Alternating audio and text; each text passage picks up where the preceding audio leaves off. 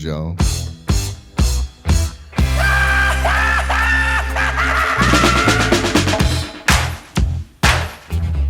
Well. Welcome, my friends, to Smokin' and Toastin', episode number 157. We are live from Galveston. My name is Cruz. My good buddy Ian is here. How are you, buddy? You know, I have this, Pavlovian party response when you do the well. Well, that's what's supposed to happen. It's hard not to know that there's a party happening when you do that. It's supposed to usher in the spirit of the party. I don't think we're ever going to be like, well, and then be like, hi, guys. Yeah. do a sort of it just brings it. Follow it with an NPR style intro. Welcome to Smokin' and Toastin'. That's right. This is show number 157. We are live from the Galveston. Is it Galveston Island Cigar Lounge? Yes, sir. I It want is to make sure Galveston I got it right. Island Cigar Lounge With our good buddy Alan Denny, who nobody cares about, but we'll get to that later on in the program. It's not entirely true. I actually care about it. Yeah, see, that's getting harder and harder to to maintain that. But we'll go there in a few minutes. Alan is back in the world of retail tobacco. Yes, I am. And so we'll talk about that, what brought you back to this after a really nice stint with EP Carrillo Cigars. And even, hey, listen, I won't get into all the politics, but I can say that they make some damn good cigars. They do. Great cigars. Boy, are they good! Like the type of thing where you smoke the top cigars in the line. You're like, well, these are great, and then you smoke just like the regular cigars in the line. You're like, these are great too. Yeah. And so it's one of those, and of course you're a fan of the Inch. So, oh man, the Inch is so good. It's one of those things where. Whatever they're doing in the cigar side of things, they're doing it right. Yes, they do. All right, so we'll get back to that in a few minutes. We are brought to you, by the way, by our good friends at B&B Butchers and Restaurant, 1814 Washington Ave in Houston, and in the shops at Clear Fork in Fort Worth. And, of course, they've got B&Bs all over the place. They are reopening Annie, which is a big deal. We'll talk a little more about that later in the show, but they're basically taking over the world, and and we're just glad to be on their good side. and if you're there with a friend and you can't decide which steak to get, just get the Chateaubriand. It's splittable and it's awesome. Actually, you could even just go eeny, meeny, miny, mo, and you'd be pretty darn happy. You can just eat the bacon. Or you can just eat the bacon. Bacon there is amazing.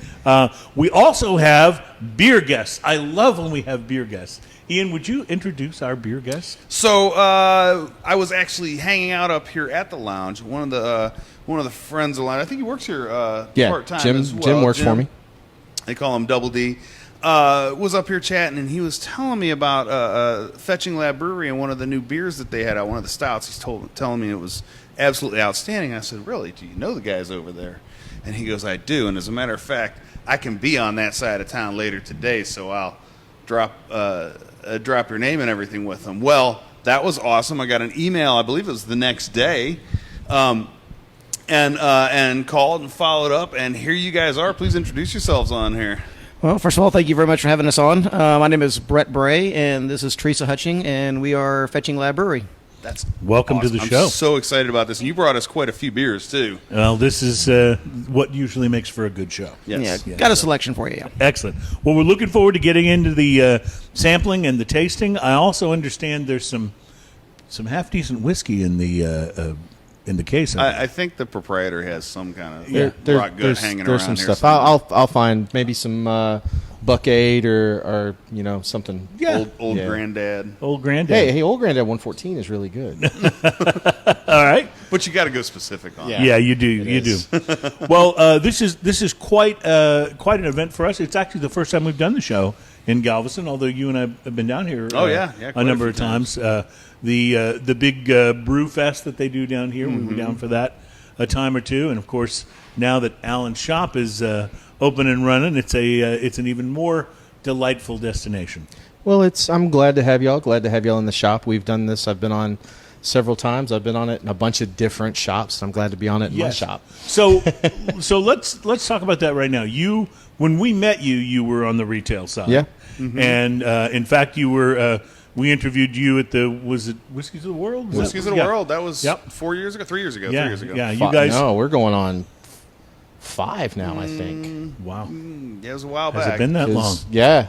Wow. Maybe four. coming on 5. Coming Yeah, up on 5. We're in 4. In any event, we got to do a segment with you there, and it was a lot of fun. And then when we got involved with Chris Hart and the Houston Whiskey Social, and you're a part of that too. So at some point, you left the retail side, went to work for EP Carrillo. I did. And then you decided to jump back into the retail side. Yeah. of things. So I don't want to get into everything because I'm not sure if they don't want to be mentioned a lot sometimes. But basically, it happened at the show, and IPCPR, and they were there at the show, and they were talking about opening a shop, and we were there one night, and half serious, half joking, I said, well, y'all build it, I'll run it.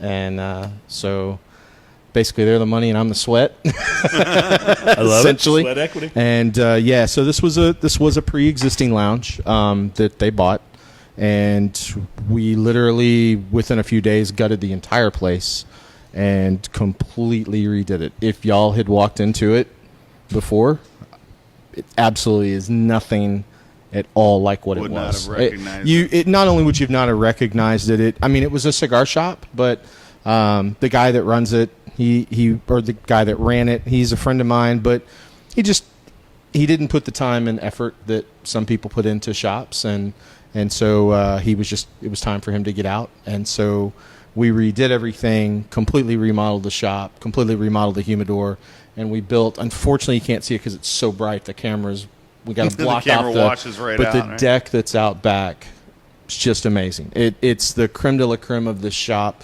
It's what draws. It has drawn a lot of people to this shop. Is just the view that we've posted on Yes. Facebook. And you're about to hit the time of year when that's going to be like next frame Monday, perfect, next yeah. Tuesday. I cannot wait. Yeah, I have to say this place is just gorgeous. I love the humidor in there. Thank you. Thank you. Fantastic. What I really like about it, when you walk in, it is one of the most friendly and unpretentious cigar lounges that I've ever walked in. You just walk in and you're like, oh, awesome. Like you don't have to feel like you need to be a member of a secret club or know a special handshake. You can just find a cigar, sit down and light it up. And that's a wonderful feeling. There's a friend of mine, Marshall, that owns a shop in San Antonio, and he has signs all over his shop where it says everyone is a VIP. His shop is 2, maybe 3 times the size of this place. He could easily put in his own private members lounge. He could have made it a private shop, whatever, like some are, but he wanted it to be where everybody was welcome. And there's nothing, whether I was as a consumer or whether even being a rep. One of the things when I was a rep that I hated is I come in and I want to visit with the people in the shops, and they can't even leave the counter. Like, that's their job, is to stand, and that's the way the man owners that have it counter. set it up, and they man that counter and they don't leave it unless they walk in the humidor to help some. Please tell me Adam's behind that, I'm pretty sure he is. because I was scared to death if he The wasn't. banner it is is weird. October. The banner is moving. Yeah. You didn't tell us this that place darn was haunted. Hey, well, goose. got to go. I'm out. Mic drop. But I hated that, and so that you'll never have that problem in the shop. If you come in and you want to be there, we've got multiple seating areas. If you want to come in and you want me to be like Sam at Cheers, and we sit there and talk and smoke a cigar, I'm there. If you want to be left alone, I'm not going to bother you. So That's awesome. we want everybody welcome. It doesn't matter if you're an $8 an hour plumber or if you're a multi-billionaire executive. We want everybody to feel the exact same way. With the space you have here, one of the cool things you set up is you actually have a bar. Mm-hmm. You have an area over there with a TV. You have a couple TVs on that side of the room, which is super cool because if you're here and you want to watch the game or catch up on something, you've got those areas specifically set up for that. Right. Then you got the living room over here. Yeah, you can see the fireplace. I the fireplace. personally, and this is just a me thing, I like a place without a TV because I'll stare at a TV and just go brainless. And if I don't have a TV, it's easier to just have conversation. Yep.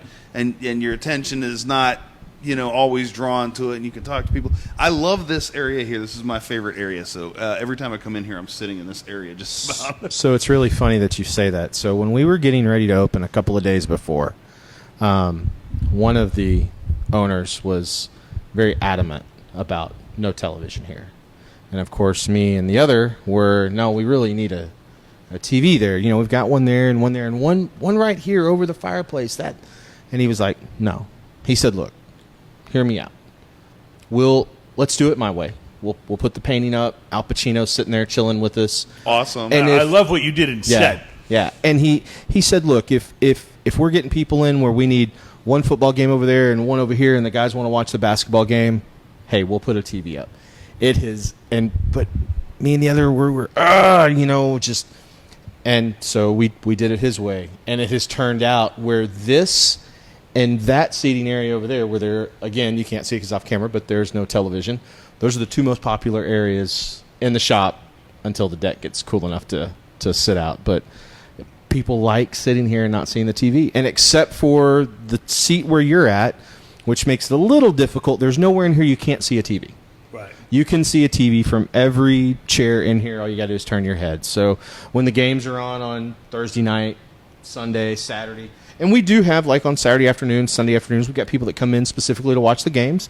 They sit right over there in that area and watch the games. And we've got others that could care less about watching it. Yeah. Even from here, I can see that there's somebody on the TV proclaiming Patrick Mahomes to be the greatest athlete who's ever stepped onto a performance field. It's possible. Yeah, It's possible. Yeah, it's also year 2. Let's Give him time. Let's Give him cool time. the Jets, folks. He's good. Because we all know it's Deshaun Watson, really. Yeah. So there you go. This has escalated quickly. Let me ask you this, Alan. You obviously your shop that you were a part of before was in League City. yes. And as a rep, you visited shops all over your territory. Yes. How does Galveston and the clientele and the cigar vibe, is it different? Is it Every shop is different. Every shop is. But every shop's the same. You're going to get blue collar. You're going to get white collar. This shop, we have gotten a little more of the white collar. Yeah. Judges, attorneys, district attorney for Galveston County. One of the owners is an attorney. Bankers, we get but then we also get the retired guys that come in. But what we get that a lot of other every shop gets a tourist. Whether it's in League City, Maduro's is right by South Shore Harbor. They get some tourists that pop in. Stogies. Stogies is one of those stores. You come to Houston, you got to go up Gallery. Favorite places, yeah. But Galveston, it is a tourist destination for Texas, if not one of the largest tourist destinations. Right. And this shop is on 61st Street, and it is the thoroughfare from Broadway 45. If you're going to Moody Gardens, you're going to the beach, you're going to the seawall, you're going into the popular restaurants, you got to pass right by this shop. Yeah, and that's what we're seeing is we have our regulars that come in and hang out, and we've got a lot of people that have already rented lockers to become members, but we're seeing a lot of the tourists that are popping in, grabbing a couple of sticks. We've had people from Detroit, a guy from Canada came in, and he spent an exorbitant amount of money because the taxes are so high there. And he was buying a ton of cigars just before he had to go back and deal with the taxes up there. It's way cheaper to buy them here. Plus, sometimes it can be difficult to find good Dominican and Nicaraguan smokes That's in true. Canada. That's true. Because they stock so many Cubans. Yeah. I know. When I was with EP Carrillo, Ernesto was getting more into the Canadian market, but they only had a few of our SKUs there, very few compared to. I probably just in this humidor have more SKUs than Canada had access to. Wow. So it's getting more and more, and their laws are a little stricter up there than ours are, but they do have a lot of Cubans up there. I'd like to point out, and I don't know if we put too much stuff in front of it for the camera to see it, but we do have Nick Jonas on full display here with the cover of Cigar Aficionado. It was so funny when I know y'all talked about it last week with Trey. Great show, by the way. I was telling you about that Friday night. Trey Boring, our guest last week. Just shout out to that guy. A terrific guy, and B, I just love what he does. Well, great cause. I mean, it's for charities that involve cigars. It's probably the best and definitely the most well known. But the outcry of Nick Jonas's fans that were like, "Oh, I can't believe you're doing that. Oh, I can't believe you did this." I understand it. A lot of the people that are in the media tend to be not so forgiving on cigars. But the one that got me was the cigar smokers, owners of shops, other manufacturers, like, oh, I can't believe they got Nick Jonas. Why? That's what we need. We need guys that are, what is he, 28, 29 years old? Yeah. We need that. We need new smokers. I mean, it's not going to be yes, the average age, I think, when you start smoking is 35 or so. And so, you've got guys in their 40s, 50s, 60s, but you need the young guy. hey, a guy comes in and he's legal age, 21 years old, and wants to smoke a cigar, I'll be happy to sit down and help him pick one out and smoke a cigar. I will tell you, I was actually against the cover at first, but it was because of something that I was incorrect about. You don't like turtlenecks? No, it wasn't that. I don't mind. I don't mind turtlenecks. What is it you have against turtlenecks? I don't mind turtlenecks, but at first glance, I thought that Nick was smoking a Nat Sherman cigar, and so at first I was like, I'm against this cover completely. I can't believe he's supporting those who don't support us. But as it turns out, that's Michael Herklotz, I love you. as it turns out, it's not a Nat Sherman. So although I will say, and by the way, to any of your buddies there, that he did try to get me to smoke a Nat Sherman for the show when I first came in, but I rebuffed his advances, and I actually, and this has turned out to be wonderful so far. This is the last call, which is the budget line. Yes. From AJ Fernandez. There's nothing budget about this cigar. It's great. This is I actually fantastic. pre-showed that cigar. Oh, did It was you? Awesome. Yeah. And tell me what you're smoking now. Right now, I've got the Fuente Gran Reserva, Well, and there's nothing wrong yeah, I was with going to that. say. So your expectations are fairly low, is what you're telling me. Yeah. Wow, that's a great cigar, and we've talked about this on the show before, that with all of the great boutique lines that are out there, sometimes we forget how great a wonderful Fuente cigar is. The big lines are, right. Some of the brands that have been around, a Monte Cristo, Excalibur, some of the things that have been around for a while. They're just classic. Yeah, they are, and they smoke great, and the construction is good. On Look at the burn on that. Yeah. Perfect. We talked about this with Trey last week. We truly are in something of a golden age for cigars Absolutely. right now, because you can go in that humidor and really just kind of close your eyes and pick something, and you're really likely to wind up being happy with it, unless you just get something that's too strong or mild for your taste or something. Would be the only thing. But it's a really good time. It's a really good time. There's a lot of good stuff. There's a lot of people, whether it's AJ making stuff for other people, or Placencia or Ernesto, that are making, and when you've got those big guys making cigars for the little guys that are coming up, they're not going to make a lesser product just because their name's not on it, because those guys are paying for them to make it. They're paying for the quality, and there isn't, is there a bad cigar in that humidor? Yes, you just smelled it a little while ago. But The leftovers from the previous owner, and there's some flavored cigars, and of course we're just not flavored guys. But you can go into a humidor and you can miss, because you get one that the roller rolled it on Monday afternoon when he was ready to go, or Friday afternoon when he was ready to go home, and but you may get a little construction, but they're handmade. At but Gurkha, but the tobacco that's out there now, it's great. Yeah. It's great, and the manufacturers are doing great things with it. What's I think happened to the industry is that after the boom sort of settled down, everybody realized we've got to start getting really good tobacco and aging it, and we are now really reaping the benefits of that. And it's a really wonderful thing. And just about every manufacturer out there is making good stuff. It's one of my favorite things about being back into retail is, before, I'd been on the show several times over the last 2 years, and we smoked a lot of EP Carrillo on the show, and I could talk good about other manufacturers. They didn't want me smoking another manufacturer's cigar on the show, and I get it. You're their employee. Yeah. And now I can talk trash about whoever the hell I want.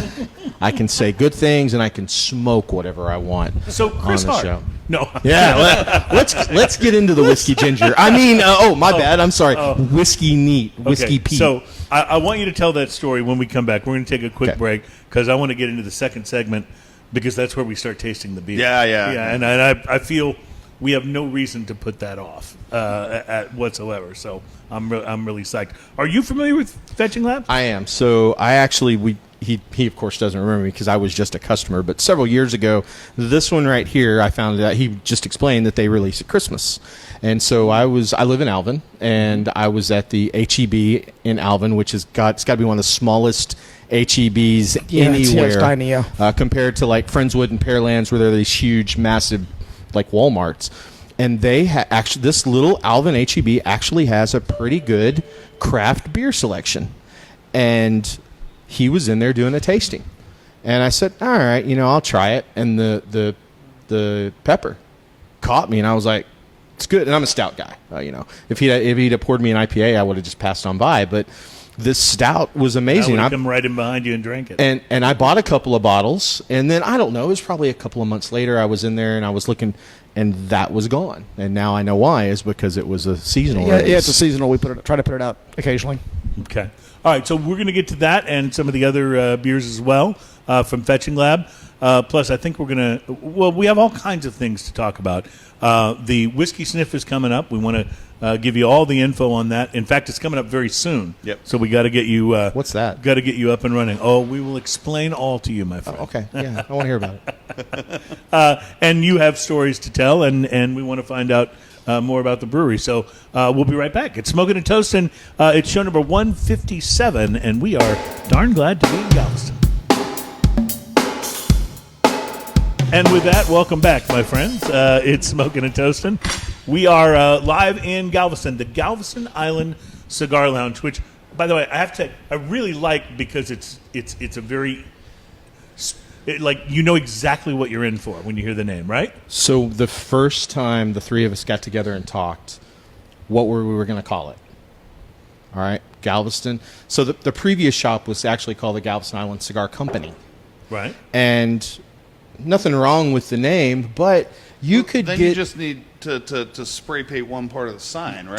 True. But with Galveston Island Cigar Company, you don't know, is it just a place where you just pop in and get a cigar? Do they make their own cigars? Right. Sometimes that when I see company, I think, oh, this is one of those places where they're rolling their own on the premises, and that's Correct. kind of the focus of what they do. So, and we wanted you to know, Lounge, look, I know we're what's in going on. Galveston, we're on the island, you can get cigars, and it's a lounge. It's a place. We are a place to come hang out. If you want to come in, buy a box of cigars and go, awesome, we're the place for you. If you want to come in at 11 o'clock in the morning when I open and hang out until 9 o'clock at night when I leave, or 11 on the weekends, then you are more than welcome to do that as well. And what date did you open? I'm sorry? What date did you open? We opened on August 29th. August so 29th. we've just a little over a month. So, Christmas season coming up. I'm so ready. I'm so ready. Awesome. And what are we about to taste here? Okay, so this is our County Road Kolsch. It is a light German ale. I get Should be- there's not a lot on the nose, but I get just a little bit of the malt kind of And a little profile. bit of that, a little bit of the spices, kind of the that sort of Bavarian spice vibe on the nose, which I. It's got a much bigger mouthfeel than I would expect on Kolsch, even. Oh, you're right, because Kolsch is usually a little bit usually thinner. very crisp and a little Yeah. bit thinner. But this has got this is like abundant flavor.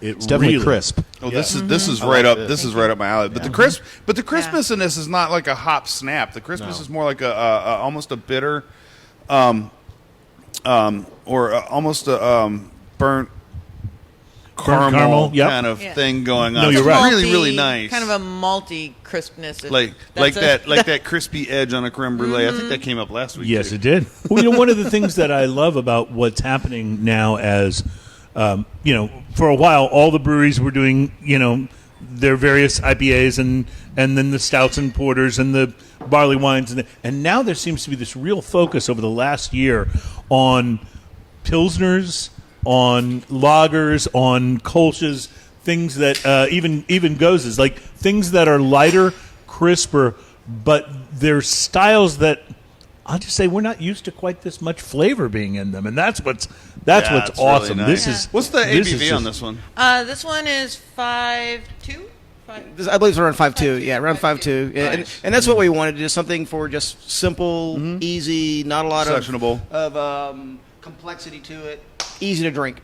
This is Yeah, very drinkable. We This- developed this because we're in Houston. For heaven's sakes, it's hot, and you want a lot of flavor, but you don't maybe want the alcohol content or the really big body of some of the other beers.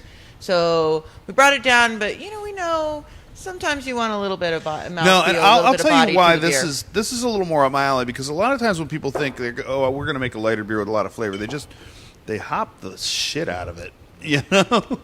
Understood. And it yeah. ends up like every Yeah, no, wait light just a beer second. like that tastes basically like an IPA. Let's let's back up here. That's not necessarily a bad thing. It's not necessarily a bad thing, but I generally like more malty. You're a malt guy. Right. flavor. You generally like more hoppy. I like the hops. Yep. But So to me, this is amazing. Though the trend of making lighter and lighter beers is great, but a lot of the people making the lighter beers are just adding hops to a really light beer, which makes it They're- that hop bitter. yeah. And that's, like I said, there's some that I like. They're okay. I'm not against hops, but I like this. I like the malt. I like the full body and the flavor. That makes me a lot happier. There are some breweries out there that whenever a trend comes along, they jump in with both feet, and that's basically all they produce for a good long time. They make good beers, don't get me wrong, but their depth of field isn't what I would expect out of our brewery.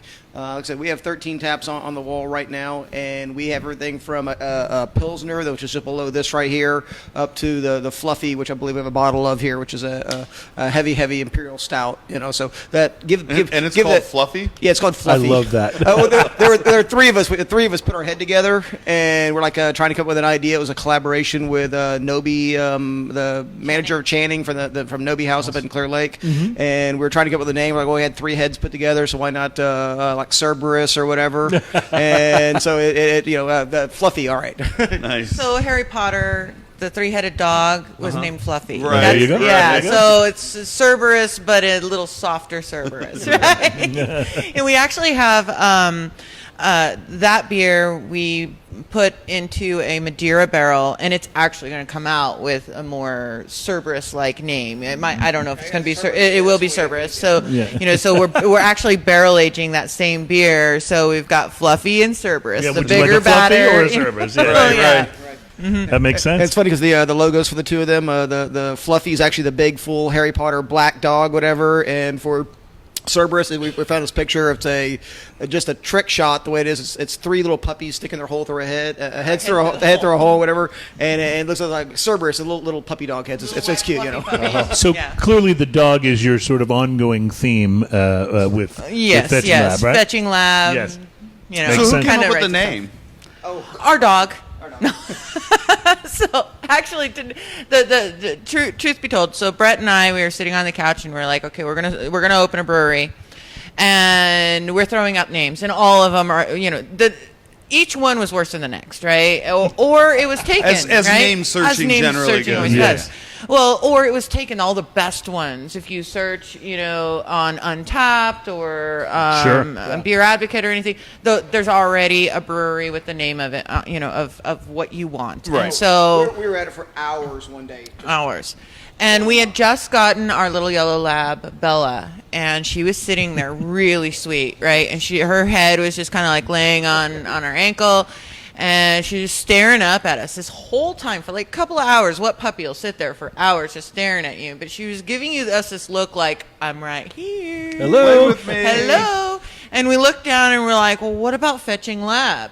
And Brett's like, no, that's got to be taken. There's no way. There's no way. Right? We search. No one's taken it. We're like, done. It's a great Thank name. you. Yeah, it's a great Yeah. name. really Also, my older brother has a yellow lab named Bella, Aww. which I thought was Well, pretty neat. we had a Sheltie, a very tall Sheltie at the time, and we were looking for a name for the puppy, and he kept going up and grabbing the collar underneath there, the tags of the collar, and so she had the name Bella because she liked hearing the little ding ding ding ding Little ding. bells, yeah. She kept making him jingle. I had a Sheltie when I was in my 20s, and it was one of the most beautiful dogs in They the are world. gorgeous. But boy, was she dumb. Oh no! Was your Sheltie no, smart? super smart. Yeah, I think I got one that was too inbred or something. I don't know. Yeah, maybe. Boy, was this dog dumb. Sweet as could be, but dumb as a box of bones. Ours is super smart. And then when he passed, he was so smart and just so bonded and so wonderful that we ended up getting another one because there was this missing energy that was the Sheltie because they pace all the time, Yes, right? yes. And so when you don't have someone pacing in your You house, get used all to that around. Yeah. I have a greyhound now. They sleep. That's what they do. Their specialty is They sleep and go 30 miles an hour. Yeah. There's not a whole lot in between on those. I actually call her I right. actually call her a 45-mile-an-hour couch potato because that's what she is. When me and April were at your house, I forgot the dog was there. Yeah. Well, she likes to hang out in the bathroom. That's her place. And I finally figured out why. It's because she was a racing dog, as most greyhounds are rescues, and so they started their life as a racer. And I think that it most closely resembles the kennel, which is where she spent. Well, that's what they said. I used to work at the dog track out there, and they said that when you're adopting these dogs, you give them 10 minutes of just running like crazy, and the rest of the day they're couch potatoes. Oh, yeah. No, absolute couch potatoes. So she goes and lays down in the bathroom, and if you don't make her move, you'll be, contorting yourself like crazy just to get to the toilet. I'm done with that. That's just the way it is. All right. That's her room. This next beer here is a special one for us. This is actually the beer that launched the brewery. This is the one that, as a home brewer, Teresa and I have the exact same birthday, and we started producing this for our combined birthday parties, and people kept saying over and over again, they said, listen, I've never had a beer like this. You have got to get this one in the market. So this right here is the Blue Mischief Blueberry Cream Ale. Definitely blueberry. Cream Definitely ale. a blueberry. It's a cream, so it's a solid cream ale with just a very hint of blueberry. Sometimes you'll taste these things, and it's just very sickening sweet, like very strong. Right. Yeah. We don't like that. We like the subtlety of it, so it's Agreed. very, very easily going to flavor. This almost has a finish like a saison. It has a little almost that saison funk you're on right. the finish, Yeah. but in a good way. When I say funk, I was about to say, no, in a good way. Like saison, it's like an overripeness kind of to it. Yes, Right. and then the blueberry follows that up, and it's really Yeah. really Well, nice. you get this little tinge of funk and tart, and then That's here the comes tart the of the blueberry. blueberry. Right, yeah. Right. Yeah, and it's really good, and I love that it's not sweet because I remember kind of first getting into trying different beers and trying some of the blueberry beers, and it was like I just couldn't drink them because they were so sweet.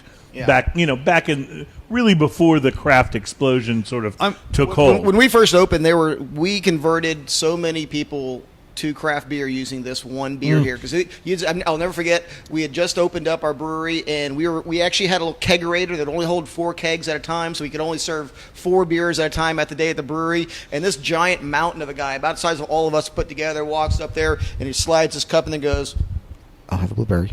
I'm sorry, what? "I'll have one of the blueberries." Just, hey man, if you want one, just say it, all right? Just be a guy. And it's on it, man. So when did you open? How long? We opened up in February of 2015. Okay. But we had actually been planning the brewery for almost 6 years before that. I mean, it was a long, long road. And I gather from what you said, you were home brewing prior to this. Yeah, I And started that's- brewing in 2000. I was working out at NASA at the time, and I was also working on my thesis for my genetics degree. And I'm running beside this guy at a boot camp that I was running. And he asked me, he made the mistake of asking a scientist, "What are you working on?" And so I was telling him all about this stuff, and I won't bore you with the detail, but it was using yeast. And so we get into this 5-mile run, and he's like, "Hey, Brett, I can't tell you a thing about what you just told me. I don't remember anything. But I'll tell you what, come over to my house this weekend. I'll show you something to do with that yeast you'll have a lot more fun with." And it was a whole bunch of home brewers and stuth. And it was like, I was Nice. hooked, absolutely hooked. Wow, that's so cool because there's a their trend of homebrewing really kind of preceded Yes. the craft explosion, and I think Very that's much so. I think that's really in so many ways is probably responsible for it because so many people said, "Wow, this is great and it's different. You should make this available to everybody." And that's where I think a lot of the early, not the very first, but a lot of the early wave of the craft thing, that's where a lot of it came from. And the other thing that actually surprised me, if I've actually been looking for like a reporter to actually do the footwork on this one, but if you were to actually do a degree load of the owners and head brewers at the breweries, at least here in Houston and stuff, other than a field like a doctor or a lawyer where you're required to have a degree or stuff like this, it's massive. We're talking PhDs in chemical engineering and the highest educated people you could possibly imagine doing these things. It's really smart people. Well, and that's what we've talked about this before, but that's one of the reasons. Like, I would love the idea of becoming a master brewer, but I did not pay attention in those classes in school, and so I would be right. Oh, I'd be just like my mom cooks, a little pinch of this and that, and it'd be terrible. This is different than spaghetti sauce. Unfortunately, yes, it is. But you're right. there's so many people who are scientists who've become brewers. Right. But what's really great about, beer and home brewing is that you don't have to have a degree. You don't have to know anything about science. It's easy enough for just anybody to do it, but it attracts so many people from such a wide variety of industries, Right. and it just is really interesting that how many people who have backgrounds where they could be doctors and engineers and stuff, and they're like, I don't want to do that anymore. I want to brew beer. Because there's a lot of beer's more people fun. who have made their money in those fields and decided, okay, this is Absolutely. what I'm I going want to use that money Absolutely. to start So, this. Yeah. home brewing in its essence, and this is for people listening because you already know this, but home brewing in its essence is like learning to cook. It's following a recipe, and Yes. if you follow the recipe, there's really, really good chance that you're going to end up with a good product. You put good ingredients, and you follow the recipe, it's probably going to turn out Beer good, wants to be made. Yeah. I love that. But there's a level, like when you decide, okay, we're going to start a brewery, now you have to bring in a big level of consistency to your beer that you don't have to have as a home brewer. Because as Right. a home brewer, you can do a little pinch of this, or I'm going to try that, or I wonder what this tastes like with all these Jolly Ranchers in it, or anything. It doesn't matter, brewers still do that. But if you're Yeah. gonna have a core line at your brewery, you have Yes. to have the consistency, because Exactly. this right here is something that you said this is the one that started your brewery. Every time you brew this is what people expect now. Exactly. And this it, is it can't taste outstanding. different next batch. Well, there is when you're using natural ingredients, you're going to get variability. Whether you love them or hate them, not making any judgment calls. One thing Budweiser has done is they showed that it can be done consistently. Consistent, But yes, if that's you right. actually understood the science behind it, what it takes, they literally have had to take it down to the lowest common denominators, using as few ingredients, and control every aspect of it in order to do that. But You know. you're absolutely right, and that's to their credit, they learned how to do that on a mass scale. And you're right. Right. If you open a Budweiser today in Texas, and you open one 6 months from now in New York, they're going to taste exactly the same. Right. Whereas a craft beer from batch to batch may have There's some variables. some variables, because if your hops are from one year to the next, if it was Right. a drought year versus a rainy year, This one's not as sweet as some of the other ones. I still don't know. Yeah, I still don't know how you achieve the consistency, and I say this about cigars too. Like, how do they do it? Because every crop of tobacco is different. Every crop of hops is slightly different. you take a lot of notes. You manage the variables that you can manage, and you just really and pray. No, but you have good processes. Quality control. You're taking measurements throughout the process to make sure what you Right. can control. You control what you can't. You just say, all right. Handmade product. Yeah. One last question about home brewing, because I've never ventured into that, and I know you have. But do they make any sort of paint by numbers type homebrew kits Yeah, for people so- like Yes, me yes, that they do. did not pay attention in All right. chemistry? So, has Chris been on before that owns Beers Looking at You? I No. don't think so. Chris no. Arafo?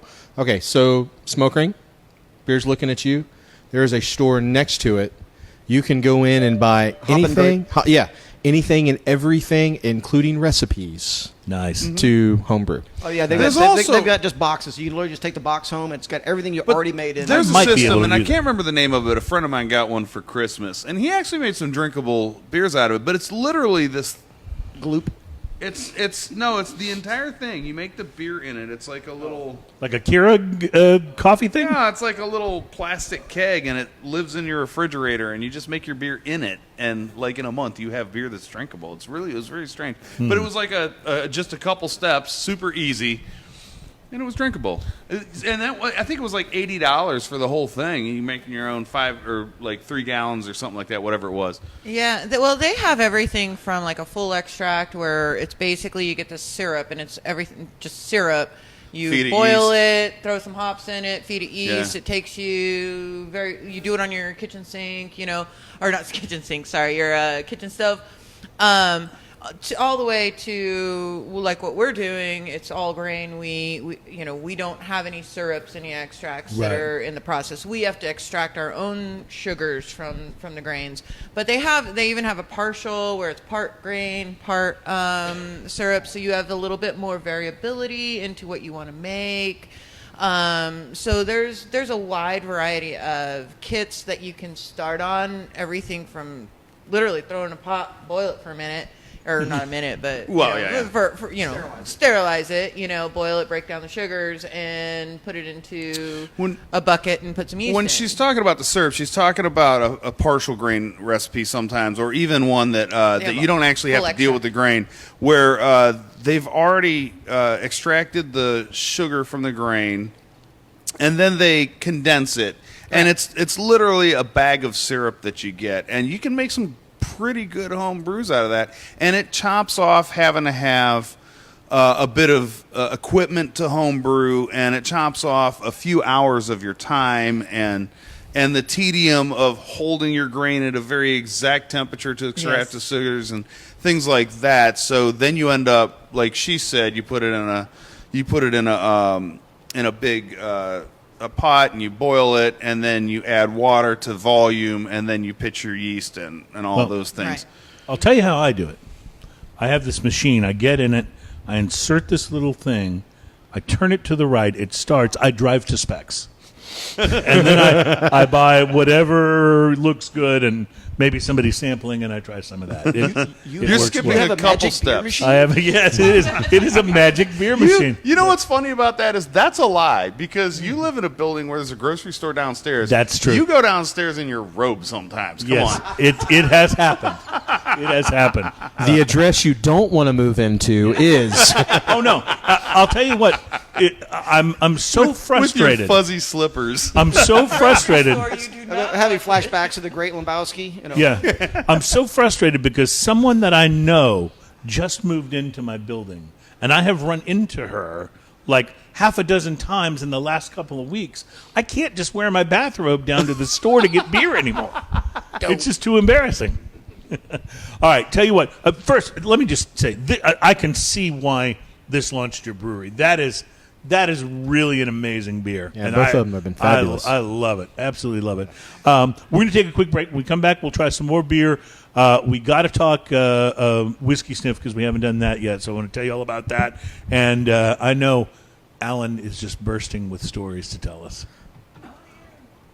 it's just Chris Hart. Okay. Well, perfect. We'll be right back with that. It's Smoking and Toasting. We're live in Galveston. Show number 157.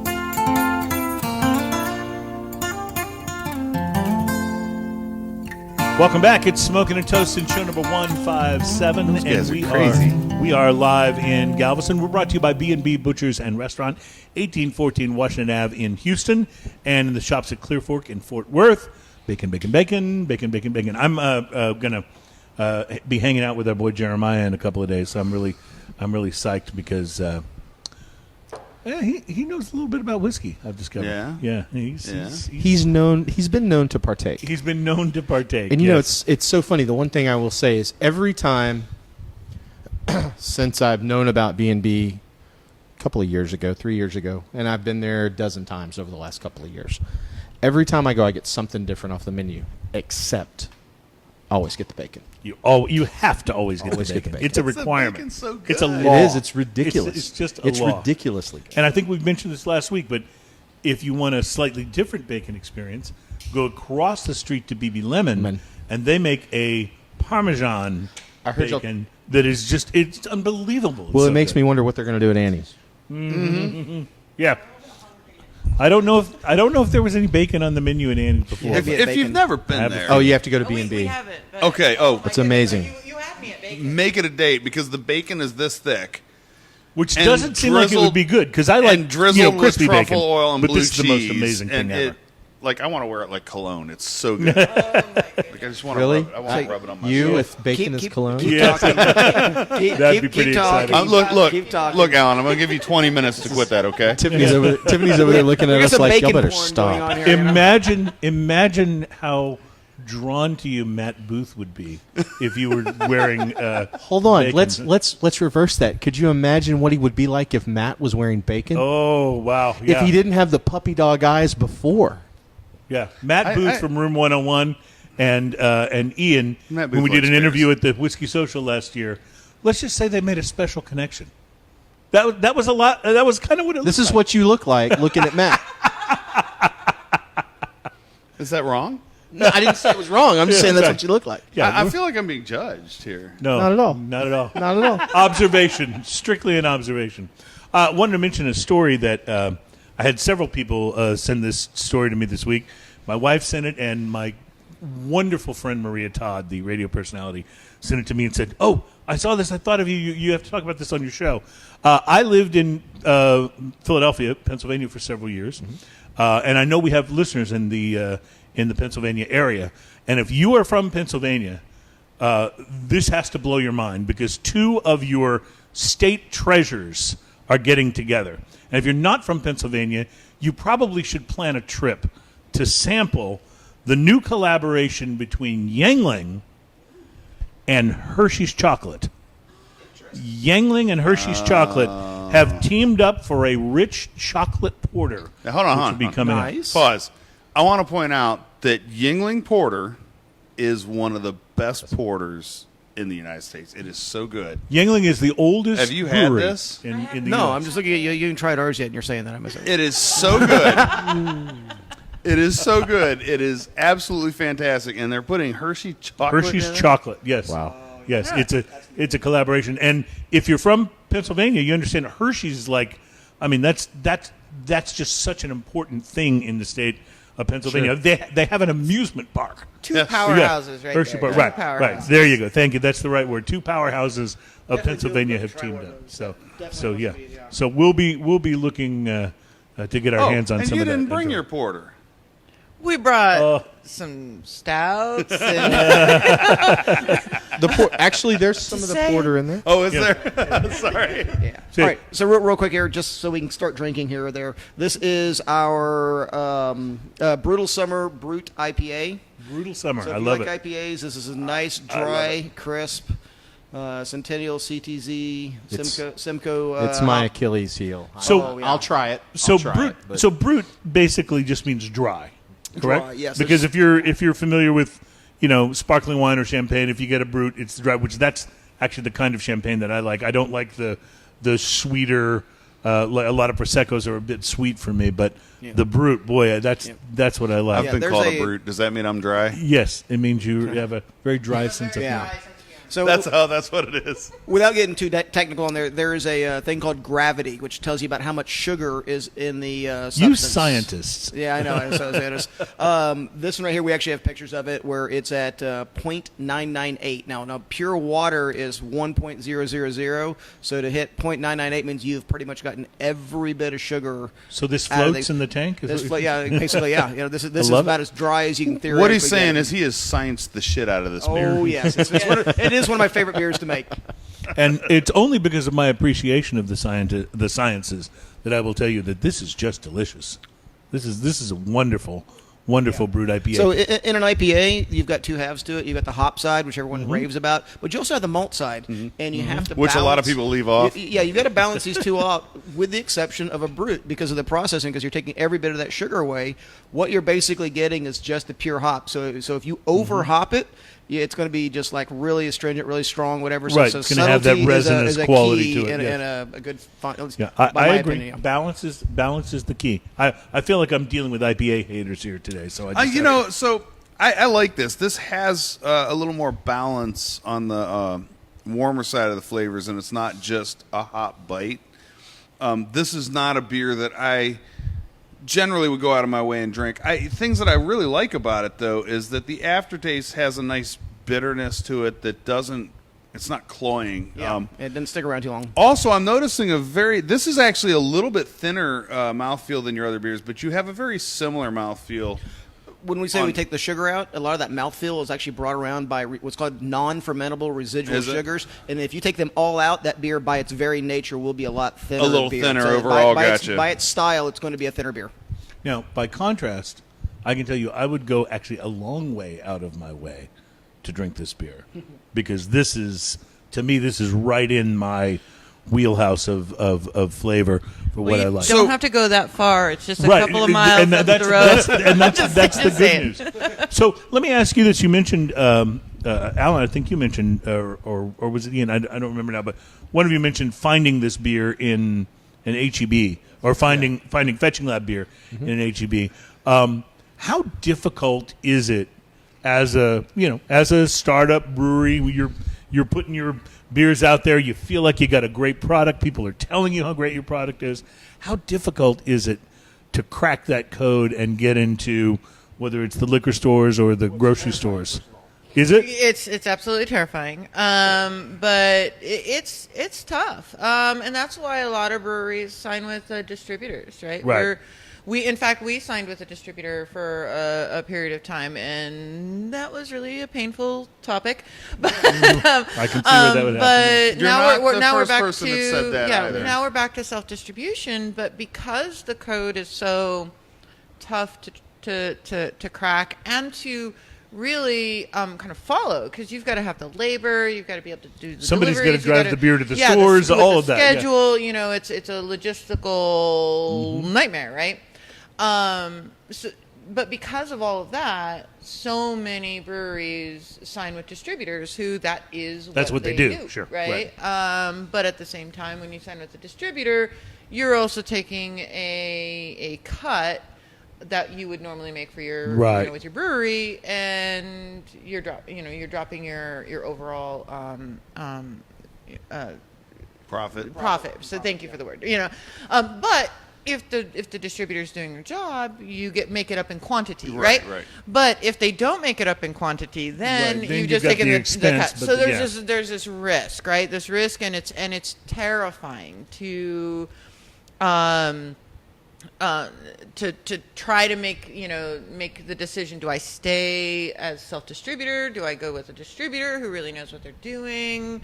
If I'm going to be, and you're not the only product they're distributing either. So absolutely. Am I a big fish in a small pond or a small fish in a big pond? Right? Which one is going to be better? Right? So you're trying to make those decisions.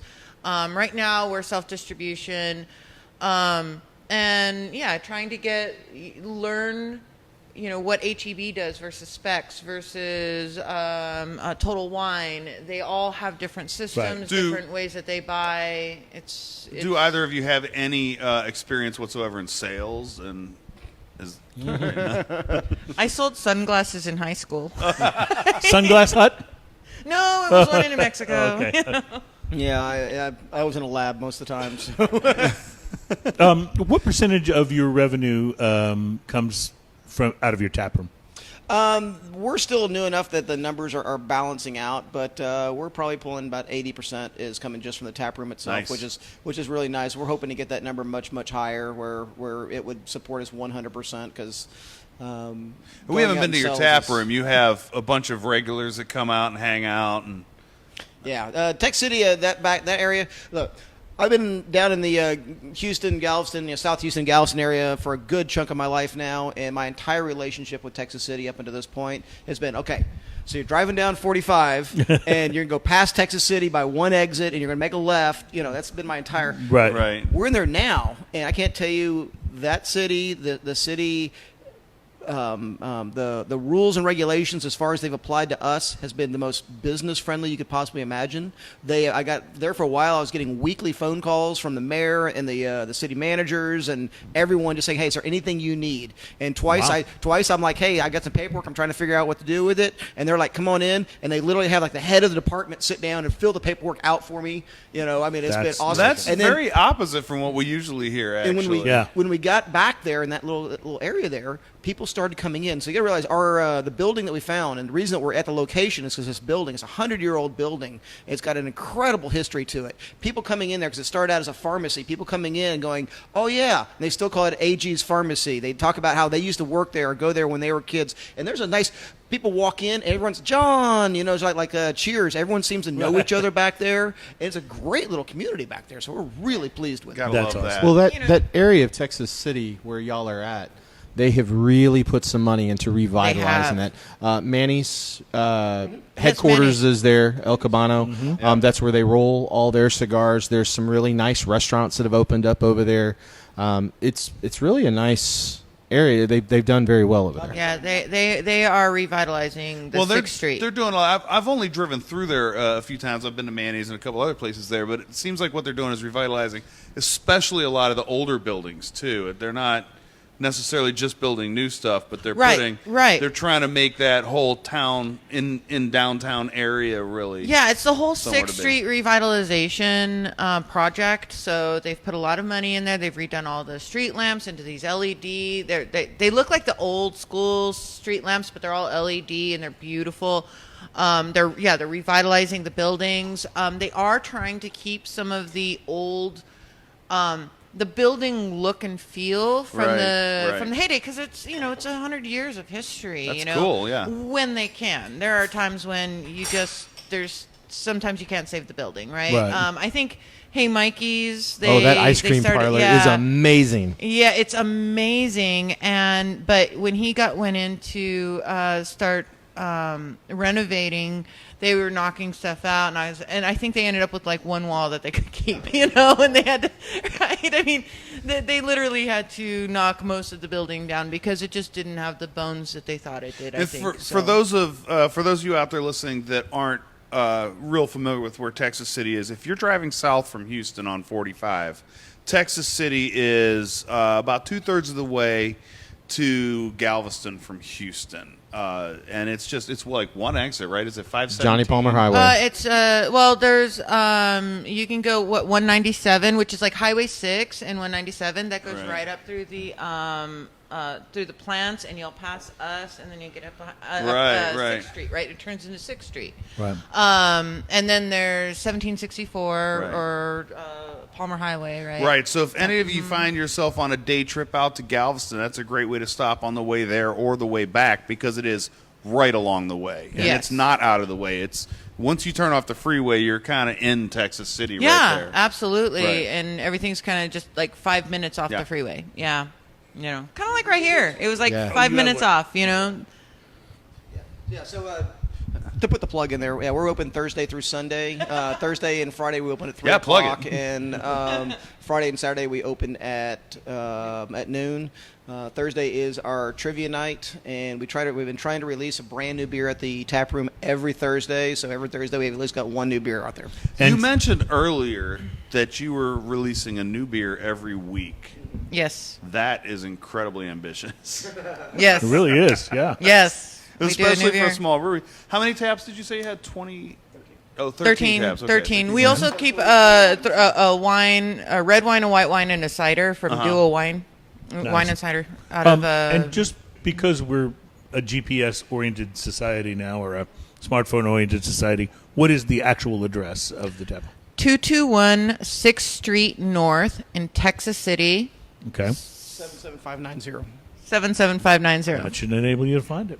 There you go. And what's the address here, Alan? for the- 1813 61st Street, Suite 104, Galveston, Texas. And, Nice. 77551. and that's like, what is it, 15 to 20 minutes from each other there? Oh yeah, we're like it's 15 not minutes. far. Yeah. It would actually be, this is going to sound crazy, but Double D's house is 15 minutes from this shop, so they're 14 minutes away, because they are literally a minute from his house. Yes. Nice. Yeah, now you know why he knows them so well. Yes. right. Yes. Well, I'm so Double glad D he is introduced us wonderful. to you We love guys. him so much. The idea of Fantastic. being basically walking distance If he from your needed to. favorite tap room is man. a good thing. Stumbling distance, Yeah, crawling stumbling distance. I love it. I love it. At the risk of blowing the poor sound guys, Jeff goes, Luke, it's time to go to the dark side. so now we're the dark beers here. All right. Well, I know this is gonna. Don't twist my arm on that Yeah, one. I know this is gonna be tough to talk All Alan right. and Ian. So into. this is my is wheelhouse. Fluffy. This is an Oh, oatmeal imperial stout. 9.2%. This is a collaboration with Nobi Public House manager Channing Heron. It's a bit more hop forward than most of them. It's got Yeah. very strong chocolate notes. It really does. It's He put forth this recipe. We looked at this This thing. We is- went, wow.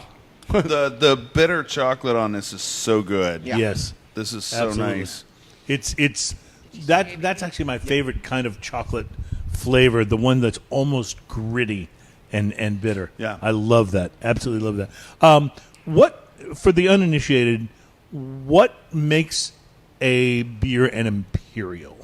Imperial means that you've taken a beer that you would normally, and we're just making up the number for the moment here, say 6%, and you're like, okay, this my base recipe is going to be at 6%.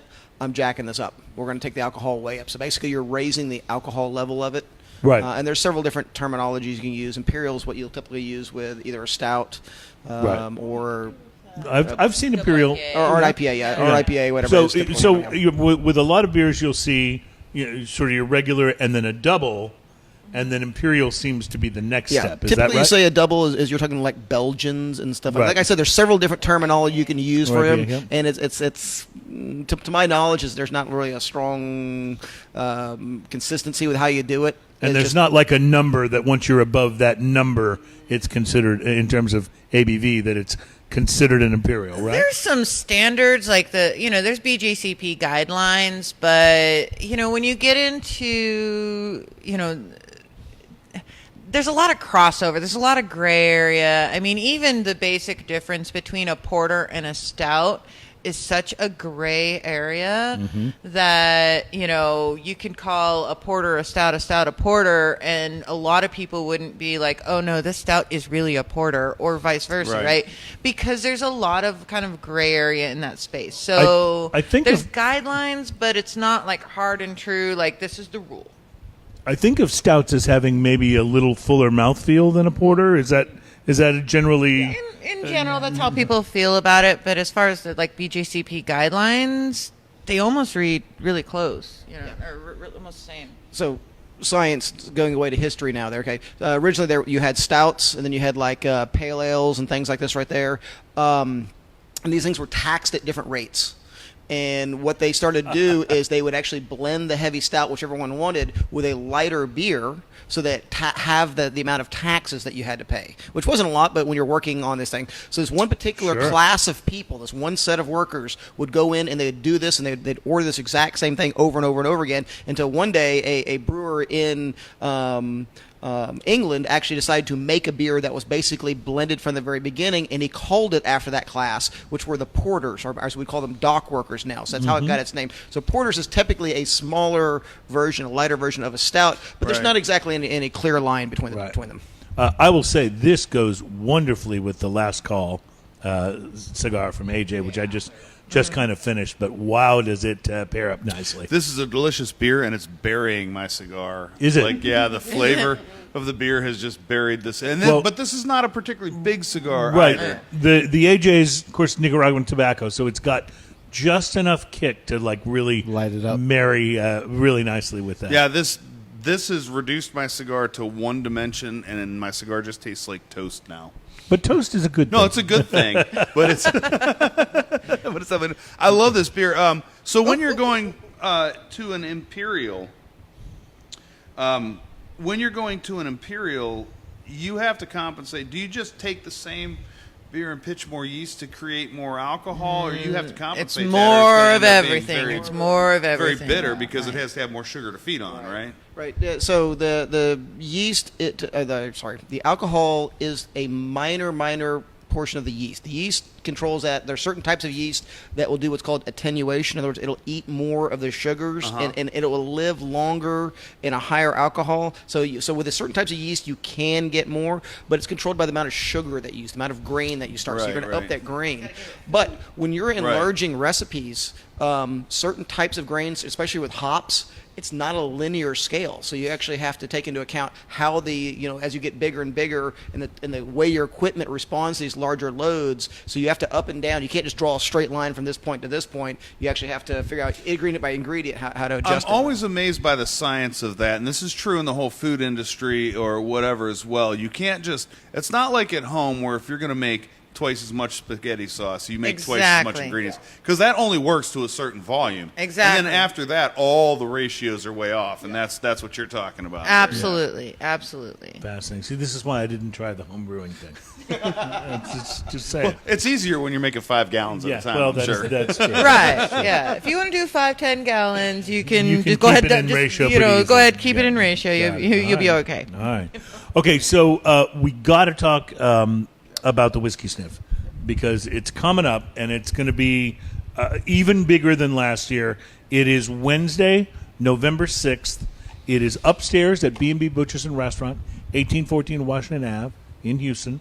And it is last year, we tried keeping the first one relatively small. Yes. Because the idea was, let's just do this and have fun, and hopefully people come and enjoy it. We didn't know what the response was going to be either. Hopefully people will come and enjoy it, and they'll talk about it and tell people. We got an overwhelming response from the people that were there. People had such a great time, and they talked about it. They were talking about it on social media. And so I'm going to guarantee you that a large percentage of the people who were there last year are coming back. So we enlarged it this year, got more space upstairs at B&B, and we've also added about half again as many beverages. Yes, spirits. So one of the funniest things, you talked about the response from the people that came there, which was overwhelming and wonderful, and everyone that came out was absolutely wonderful and raving about it. But one of the funny things that happened is the spirit vendors enjoyed it, and they responded like, we want to be part of it next year, and we know some people, and we've already talked to some people, and absolutely, it's grown in both directions on both sides of the event, and I'm super happy about that too. So the Sniff was born, the event was born from something that is a thing that Ian does when he's going to have a whiskey and a cigar. And so walk us through how the Sniff originated. So the Whiskey Sniff originated as I have a little bit of a collection. Now, my collection pales horribly in comparison to someone like Alan Denny's or Chris Hart's collection, which is hundreds of bottles. I have 20s of bottles, maybe. 20s. I like that. Maybe almost 30s of bottles. Dozens. Dozens. How about that? I may have a couple dozens. But one of the things that I would do is I would choose a cigar that I wanted to smoke for the evening, and I smoke outside on my patio. So I'd light my cigar and I would smoke just through the initial light of it and just get the flavor of that cigar on my palate. And this is so important because once you have that cigar flavor on your palate, and that's in your nose, that's in your mouth, that's all your taste buds are reacting to that, then I would set my cigar down and I would go inside and I would just pull the top off the bottle of the whiskey and give it a sniff. And it's literally this easy. You just go, and you could, by the way, that would have gone great with the cigar I have. And you can literally tell just through the nose of what you're smelling how well it's going to go with your cigar. Mm-hmm. I've never missed on this. If you're paying attention to how it reacts, then you can go through and sniff, 5, 7, 20 whiskeys if you want. And what I generally do is I sniff through a few, and the ones that smell really good I set off to the side. And you go back. And then I go back after I've narrowed it down and smell them, and I go, okay. And then it usually boils down to a choice of 1 and 2. And I'll pick one and go. And then what happens is after you finish that drink, because cigars usually take, most cigars are going to take about 45 minutes to an hour, unless you're smoking something particularly small or particularly large.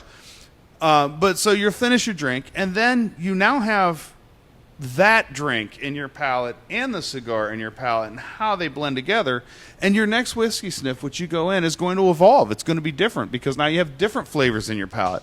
And it's so interesting to see how that evolves and just keeps evolving throughout the evening because you're reacting specifically to your palate. It's really hard to find a bad collaboration that way. So Ian, who is great at naming things, not only does this, but he refers to it as the Whiskey Sniff. So he tells me this story. We're talking about it on the show, and I said, that sounds like an event to me. And that's how the Whiskey Sniff, the event, was born. Our first one was last year, about a year ago, and we had all these different beverage companies come out, bring their lines, their different expressions, and people bought their ticket. When they arrive, they get a bag that's got some goodies in it, some tchotchkes, and a handful of cigars. They decide which cigar they want to light up. They light it up, and then they make the rounds and have an opportunity to sniff the whiskeys. And there are generally some other beverages there as well, some rums and some other things. And this year, we've refined that a little bit because all the whiskeys will be poured out into a small Glencairn, which will make it much easier to pick up sample and and do the sniff on. And then if that's your one you want to try, and believe me, you'll want to try a lot more than one. That's the whole purpose of the thing, is to try that, you have a little bit, and go, okay, let me try another one. Well, I got to the point where at my house I would do this, and I would short pour. So I'm talking about a half ounce to maybe an ounce. I would pour because I always wanted to see what the next one was going to be like and what the next one was going to be like. And if you short pour, you can stay awake through the whole, thing. Yeah, right, exactly. Whereas if you're pouring 2-ounce drinks, you're not. But one of the beautiful things about an event like the Whiskey Sniff is we're going to have so many whiskeys, so many spirits there, that if you try them all, you're not walking out of there. Right. That's just not going to happen. Even at a half-ounce pour, that's going to add up too fast. But you can pick and choose, and you can go try things that you've, like seen on the shelf, and you go, I don't know if I want to commit to that, if I don't know what it tastes like. It's like creating a shopping list on top of having cigars and hanging out. It's a wonderful One time. of the things I noticed people did last year, when they found something that worked really well, they had a tendency to snap photos of the bottle so they could find it when they get to the store. So the event is Wednesday, November 6th. It'll be from 6 to 8 p.m. upstairs at B&B in Houston. Tickets are available. They're $125, and trust me, by the time you add up the cigars and the whiskey, it'll be well worth it, much more so than you might think. B&B will be passing around food. Their food is terrific. Last year they did have the little bacon on the toothpick. Mm-hmm. I expect that will happen again.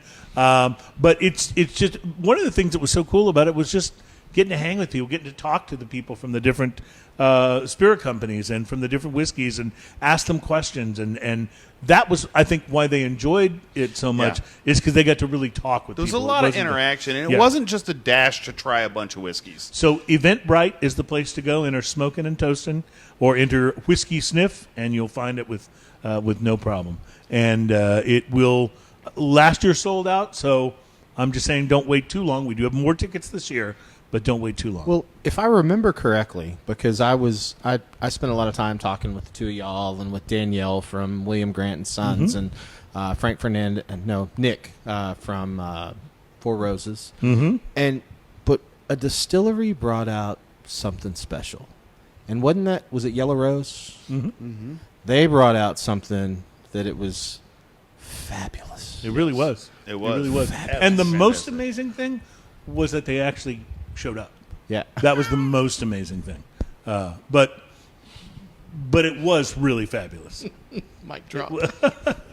Okay, on that note, let's take a break. So we have more tasting to do. I see a bottle of something there, although I can't see the name of it from where I sit.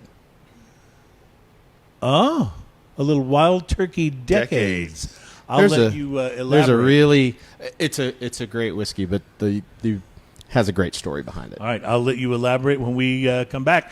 It's Smokin' and Toast, and it's show number 157.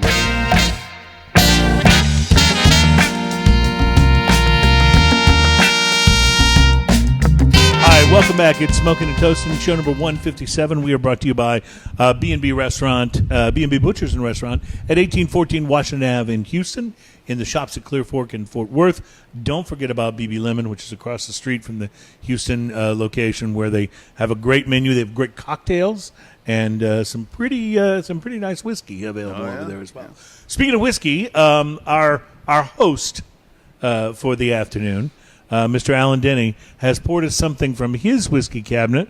Tell us about it, Alan. So I pulled out the Master's Keep from Wild Turkey, the Wild Turkey Decades.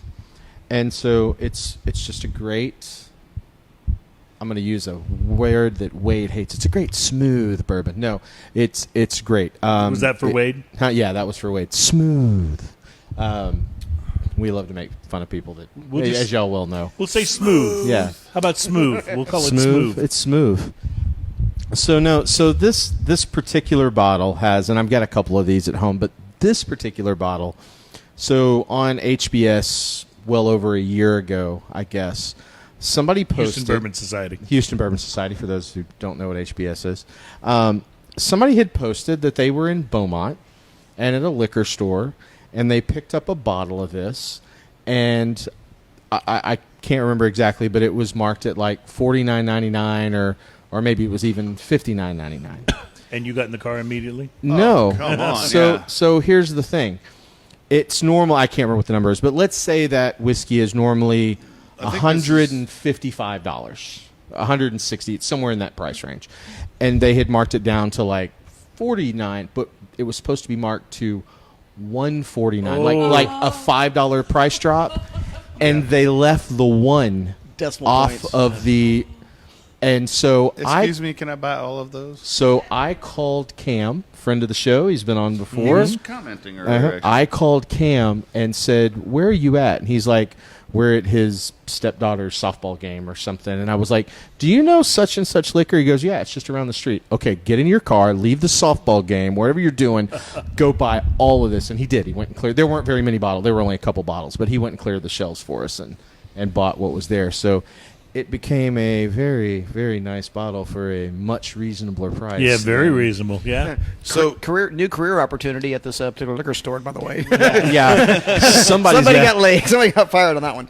So I want to point out on this, you said the word smooth. This actually has such an interesting way it hits the palate. Like the first thing it is velvety. Yes. Like it is velvety right across the palate. Yeah. Right there. It's straight caramel, caramel. And then the moment you swallow, you get a little bit of that bite, and then that caramel just rolls. Like that whole whiskey hug is caramel coming right back at you and just rolls around your mouth as an aftertaste. And it leaves, it's toffee almost too. It leaves so much of that on the flavor. This goes great with, I think, probably any cigar. Yeah. Easy to think of it being worth it at the normal price. Yeah. If you get the Alan Denny special rate, it's even more. Cruz, amazing. what did you light up for this? I segment? lit up. This is one I found in the humidor here at the Galveston Island Cigar Lounge, and I've never had one of these before, so I'm very curious about how this will smoke. This is the Plasencia 146. Does that say reserve? Yeah, 146. Yeah, it's the 146 Reserve Toro. It's a beautiful looking cigar, and of course, Plasencia. One of the things you have to understand about Plasencia is that so many of the different cigars you smoke have Plasencia tobacco in them. They are one of the major tobacco growers that supply all kinds of different tobacco makers who are working on blends and stuff. And of course, they have their own line. And so far, this is wonderful, but I'm just barely in. I can't even run down. We don't have all day, but I would venture to say 95% of the manufacturers in existence use Plasencia Some tobacco. Plasencia tobacco, yeah. I have never been let down by a Plasencia cigar, I will tell you that. I went super classic today. I started off with that That's a Perdomo. Fuente Reserva, and now I went to the Perdomo 20th anniversary. So I'm a little bit on the lighter side than I normally am today. But super classic cigars, and I expect this to be outstanding all the way. Well, this one is smoking so far lighter than the last call, but it's got a lot of flavor to it. It's very toasty. I'm gonna stop short of saying toasty McToastface, but it's a bit on the toasty I side. would say though that the last call is a dedicated medium on the flavor profile on that. It's definitely. Agree. I can't wait. Since we're talking about AJ, and I'm out. My cigar's out, and I didn't grab another one during the last segment. I was getting cups, but I can't wait for you to smoke your H. Upman 185th. Okay, so let's talk about that cigar, and I will definitely take pictures and talk about it on the show when I smoke it. But my birthday was last week. I got lots of Happy birthday wonderful. Day Thank to you. you. Got lots Happy of wonderful birthday gifts from to you. the kids and Happy the. birthday, you're really dear gonna finish the song like Cruz. this. Happy birthday to you. I think we owe Warner $10,000 for that. By the way, I believe. Oh. because because they actually trademarked, Well, copyrighted it. So. I would think that would be in the public domain by now. That's why a lot of restaurants stop doing. They, they do some restaurants do like a weird rendition of Yes. it. It's because they get sued. Wow. Yeah. Amazing. Well, we'll see how much attention they're paying to smoking and toasting, won't we? And for something completely different. So we've always said, you know what? One of the things that would tell us we've made it is that cease and desist from Anheuser-Busch. Oh, Same yeah. thing for you guys, It's right? gotta be. That's how It's you gotta- know. it's gotta be You guys coming. have made it. You've got. Hey, You're being. Whitmire's got the cease and desist from Yeah. Maker's Mark. I mean, Yeah. There you that's go. when. That's Listen, when. That's when you I- know. I think the only reason we haven't gotten one from AB yet is because they know that we know too much. That's right. So, But we did get one about our name. well, we did. So does that legitimize us? We have to change our name. I want to hear this story because I haven't heard that before. So the original name of Smokin' and Toastin' was not Smokin' and Toastin'. It was, in all honesty, not nearly as good a name as Smokin' and Toastin'. But the original name of the show, if you go back to like the first, 20, 30 episodes, it was called Sip, Smoke, and Savor. Doug Harris, actually, was the guy that came up with that name. And we couldn't think of anything better at the time. So we said, okay, that's fine. And then we got notified partway in. Right before Christmas, by the Yes. way. Happy Christmas. Got Merry notified Christmas. by some outfit from California that apparently delivers strawberries and cigar. I don't know. Something It's about chocolate. some and cigars or nonsense something. place that had nothing to do with what we do. Like, it was even, you go to their website and it was confusing. You had no idea what they did. It was like, I'm not sure they know what they do. Right. But what they did do is contact us. So I put our attorney on it. We do have an attorney. okay, hold on. Can I put a little side here? Yes. I read the email when it came in. Yeah. Okay, and I forwarded it to them. And the email was written in such... Actually, it wasn't even an email. They contacted us on Facebook. It was so Oh my that's right. It was goodness! You so got a cease and Facebook desist on message. It was Facebook? so unofficial. Totally yeah. legal. Well, Totally exactly. legal. And that's what I said to the attorney. I was Super like, legit. So- there. so wait a Super second. on legit. Facebook. Screw But I these want to guys. address the tone of it, which started off, and you can hear the way they talked, like right through the email. I'm paraphrasing, but it was real similar to this. It's nice that you guys have a hobby. Yes, they'd actually said that. It actually said that. Oh wow. But those of us with legitimate businesses, and it just went on from there. And I was like, oh, How yeah. long And- is that nose that they were looking down? And let me point out, too, that for those who may think this is a hobby, that's bullshit. We make tens of dollars a year off this show. Tens of dollars. Tens. Right. Tens of dollars. So of Sometimes dollars. $12s of dollars. sometimes 12s. when are y'all going to but- get to 20s? Sometimes we just get swag. I was, beside myself because it was such an arrogant note. Oh, it was so bad. Yeah. It was so arrogant. So I forwarded to our attorney, and he has some conversations with him. Fortunately, he does that so I don't have to, because I'll start saying things that are, not repeatable Yes, in polite yes, company. And he's much more tactful than I am, at least when he's doing business. Perhaps not when he's drinking whiskey, but that's a different story. But anyway, bottom line is he contacted me and go, look, they're not going to go away. You probably, your best bet is to rename the show. And I was livid. In fact, it led to the only episode of the show that never got posted. never got aired, because our old producer, Bobby, unbeknownst to us, we do the whole show and he never posted it. This is before we were live on Facebook, so we didn't go out live. We'd record it and then we'd post it. Yeah, I find out several weeks later the show never got posted. Yeah, you know how we found out is I go, hey, my brother listens to my show, and he says he never got a show on that week. He said it never showed up. Oh, yeah, I didn't post it. And that's literally what he said to us. Yeah. Do y'all have the recording of that show? No, I don't have it anywhere. Well, it's interesting you say that. I will have to go back and look because I don't think we've always just referred to it as the lost episode. Oh, I want to well, hear at it. some point there should be a found episode, Well, right? yeah. I mean, there's gotta According be, to like, our- what happened? according I'm sitting to here our- thinking, what yeah. happened that week? Well, according to our, and I want to emphasize this word, former producer, I was just too bitter. You were that very should bitter. be the lost episode should be episode 201 because it's going to take you 2 weeks to recover from number 200. I like that idea. In any Not case, a bad idea. I get as with so many things, it turned out to have a wonderful silver lining because as we were trying to figure out what the hell we were going to call the show, Ian, who I mentioned earlier, is great with naming things, came up with Smoking and Toasting. I was like, I like that so much better. So we've been Smoking and Toasting ever since. But yes, there is a lost episode out there somewhere, and we'll have to find it.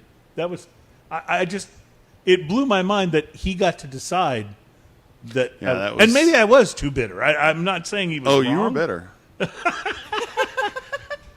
I want to hear this. Oh my gosh, I want to hear We're this. sitting here, we're like, find the episode. Okay, all right. Find the episode. I promise you I will look and see. I wish I could remember what number it was. I think I can go back and figure it out because we never did another one. It would have been in the skipped 40s. That's what I'm 40s thinking. or 50s. Because I think our first Facebook Live was 50 or 51 maybe, or maybe late 40s, but it was in that area. It was definitely before then. So, all right, you have my word. I will go back and try to find it. But Well, I like your new name better anyway. we do too. Personally. We do too. I think it's a better name and it has worked out well for us. The logo's better and all of that kind of stuff. Yeah, and yes, we did have to pay for a new logo. I do have to put a plug in here. I have to put a plug in here real quick. Here, I'm not a smoker, but enjoying that whiskey with just the general smell. With general, oh my god, this is delicious. Just really tasty. One thing, I'm going to use a shameless plug for just a second because Ian has been here at the shop when this shop has at capacity. Everybody's smoking. Love that. We don't even have this one on, and that one are on low. We made sure that the air quality in the shop, and here's the reason. So a lot of guys will come in, or ladies, with their spouse that doesn't smoke. Right. And we don't want the wives to walk in and go, "Oh no, I don't think so. No, this is way too much." If they're completely against smoking, they can't always go and partake in our deck. But we've had the wives come in here and sit and chill out. Duncan's Stephanie has been in here. I don't think she smokes, does she? No. And she She's been sat here and last night. chilled and relaxed and Love it. yeah. Yeah.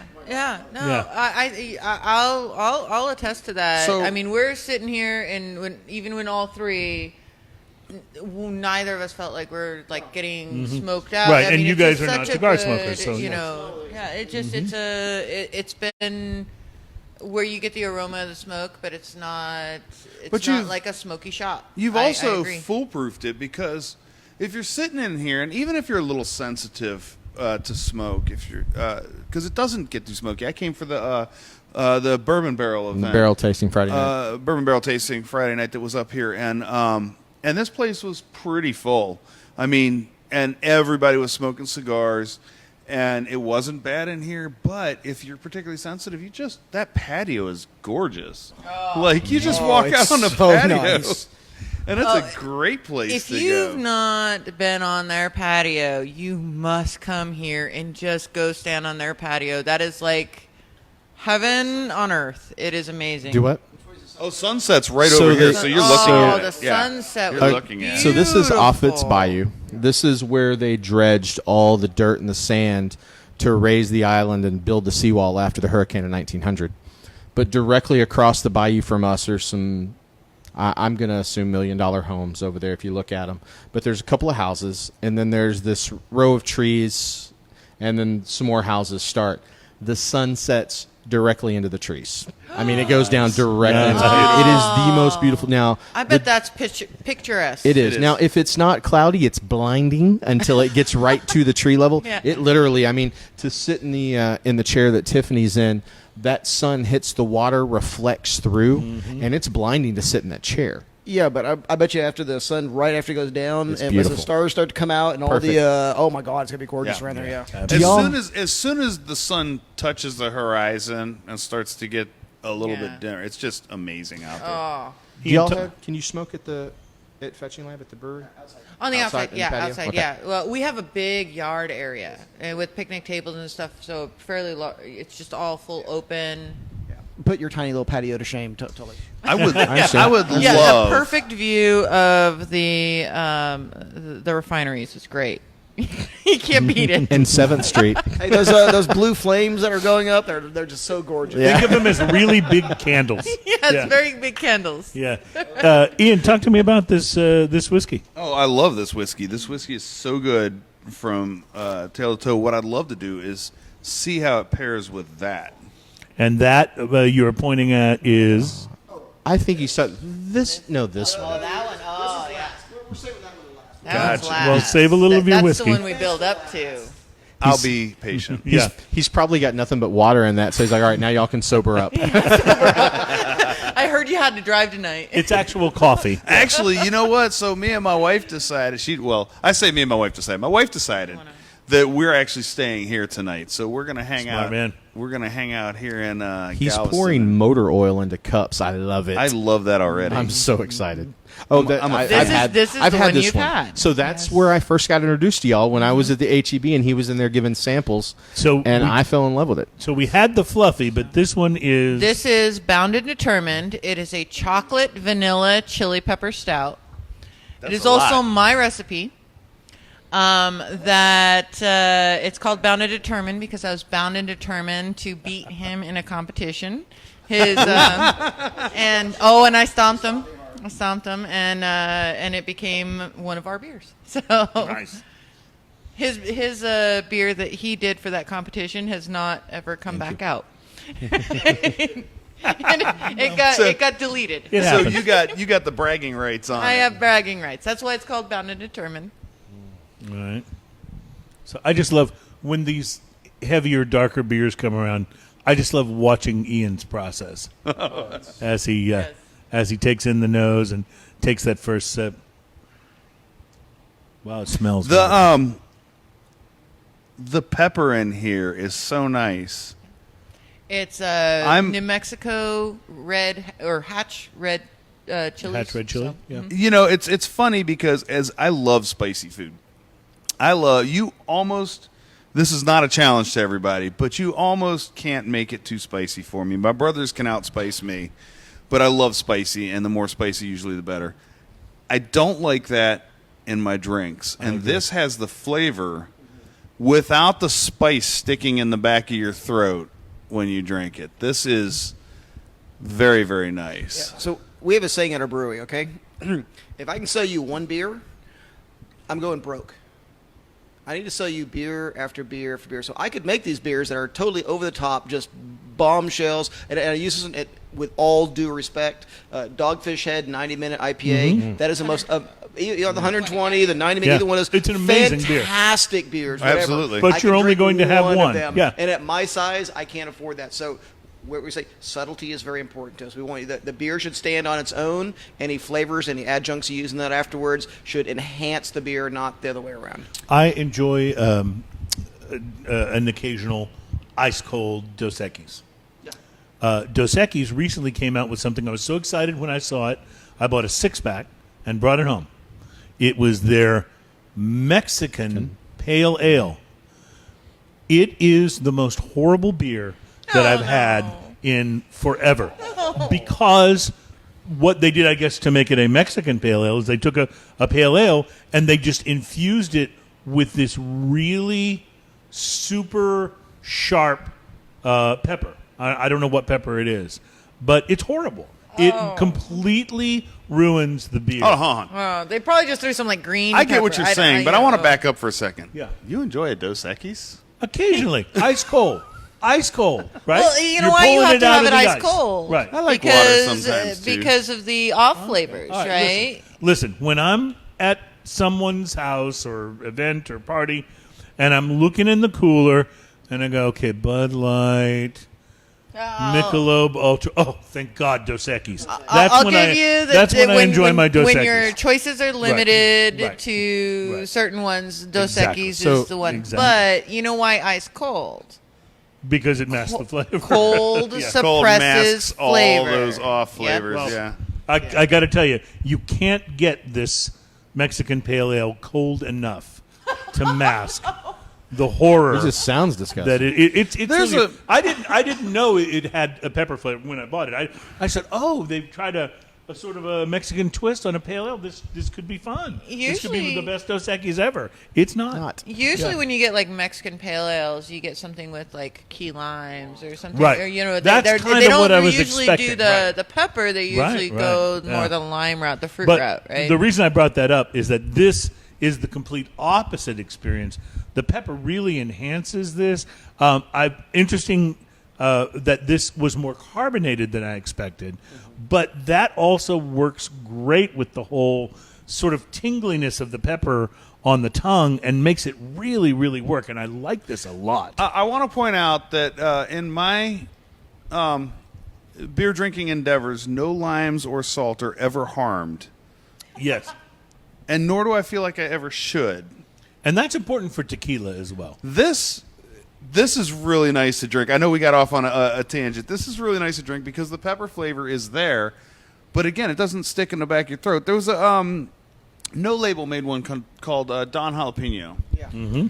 And Don Jalapeno was very jalapeno. yes, very And for what it is, great for cooking. okay, so it's funny because I tried a bottle of it, and I got about a third of the way through, and I was like, I can't do this. The jalapeno is just sticking so bad in the back of my throat, and I'm just not enjoying it. Well, me and my wife ended up making brats the next night. And I will tell you Best, that Oh, makes that'd be perfect. best, amazing. It's a cooking beer. Absolutely. You've heard of a It cooking was- wine? It's it a was- cooking beer. It was great for that, and the interesting thing about with No Label Don Jalapeno, it's everyone is they love it or hate it. There's no in Yeah, between. there's- It's you love it or it's hate very it. polarizing. You know, and for me, I love the flavor, but I just couldn't do the spice. It was just too hot. It was it burned me a little let me too ask much. But I y'all. love I love cooking with it. jalapeno. I just don't know if I Love want it in cooking my with beer.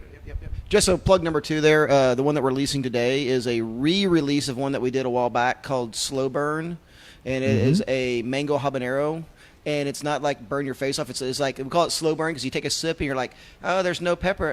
There it is. Yeah. And then it goes, I love oh, it. wait, there it goes. So it just kind of comes up there and it just kind of burns a little bit and then goes away. And it's beautiful. Yeah. Love it. And the mango also gives it a little bit of sweetness. Gives a little Which sweetness. keeps that pepper from being too overwhelming. Yeah. And I Yes. do want balances. to give kudos to No Label because I don't want to bash their No, beer, 'cause no, they no, make no, a no, bunch they're of great wonderful. beers. Yes, they do. They're El Jefe, and I mean they make a bunch of great beers. When But that particular one just it worked great for brats. Right. When we first opened up, we went around and we visited a lot of breweries, and they were one of the first. They were the second one to actually sit down and actually talk to us, and they were very That's awesome. kind, and they gave us a lot of support and information and stuff. We love them to bit. So yeah, No Label. Yeah, Yeah, it's absolutely. Yeah, Don Jalapeno is just the only beer that they have that to me I think is it's a polarizing beer because either you like spice or you don't in your beer. Listen, right? on almost Yeah. every brewery that I love Oh. their beers, there will Oh. usually be one that I'm not crazy about. Sure. Absolutely. For me, and I know a lot of people love this beer, but St. Arnold, which I think is a wonderful brewery. Excellent. But I can't drink lawnmower. Like, some people love it. It just doesn't appeal to my palate. But I love that they have it because they're constantly trying, new and different things. And there's plenty of their other beers that I like and can enjoy. So we have a great saying within our brewery, and I'm sure it probably works within Cigars. Honestly, is don't apologize for your taste in beer, Right. But try new things. So and that substitute the word beer for anything like cigars or really anything in your life. But Well, it's I think- don't apologize. Because we'll never get offended if you don't like every single beer in our, on our tap. But I bet you've got But one as that I long will. as I have Yeah. one, as long as I can find one, I'm happy. I think one of the reasons this works really well is because you love so much of the hoppy beers. Like you're way more attuned to that, and I am way not. And it's interesting to see, like even your IPA here, not my favorite on the palate, but you really like that. And it's all about palates. What you like, what That's you right. don't like. Someone's palate. So take what I say subjectively. If what I describe is something you actually like and that I don't, that's fine. So the next question then there is: do we crack the last bottle now or wait to the next section? Let's hold that for the next segment, which we're going to get to in a moment. But I'll just say one of the things about that on the show is that I love trying to come up with IPAs that I can bring in that you will like. And conversely, he loves bringing beer in that has chunks in it that I might like. Chewy sort of beer things. Yeah, Oh, yeah, I see. yep. I got you. Yeah, that one's going to have a little bit. Real quick. It's got a little, yeah. Real I see. quick. I don't have a problem with that at all. Yeah. Yeah. Real quick before we close Well, out come to this, us. We can always neither help does you. he, apparently. Real quick before we close out this segment, we're talking about apologizing, which brings me back to AB InBev. As a football fan, and I watch the NFL games, there's no way to zip through the commercials, which I try to do on pretty much everything I watch. But unless you're recording the game and That doesn't watching go over it, well. yeah, you got to sit through the commercials. So I'm always subjected to the Bud Light commercials.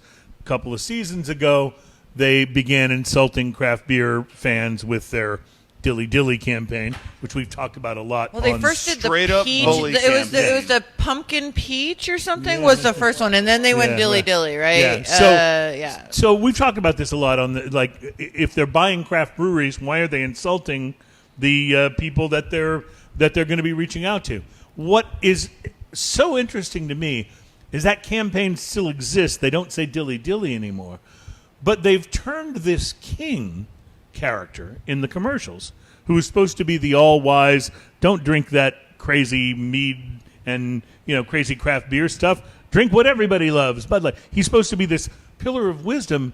As this series of commercials has evolved, they've turned him into just an idiot. He's the guy. no. He's the guy who can't find the turret where the party is at a castle that has 2 turrets. Like, he's just this bumbling fool. And I'm trying to figure out, what kind of marketing is that? Where are they going with Why That's would that make marketing. me want to drink anybody's That's beer? marketing for the many.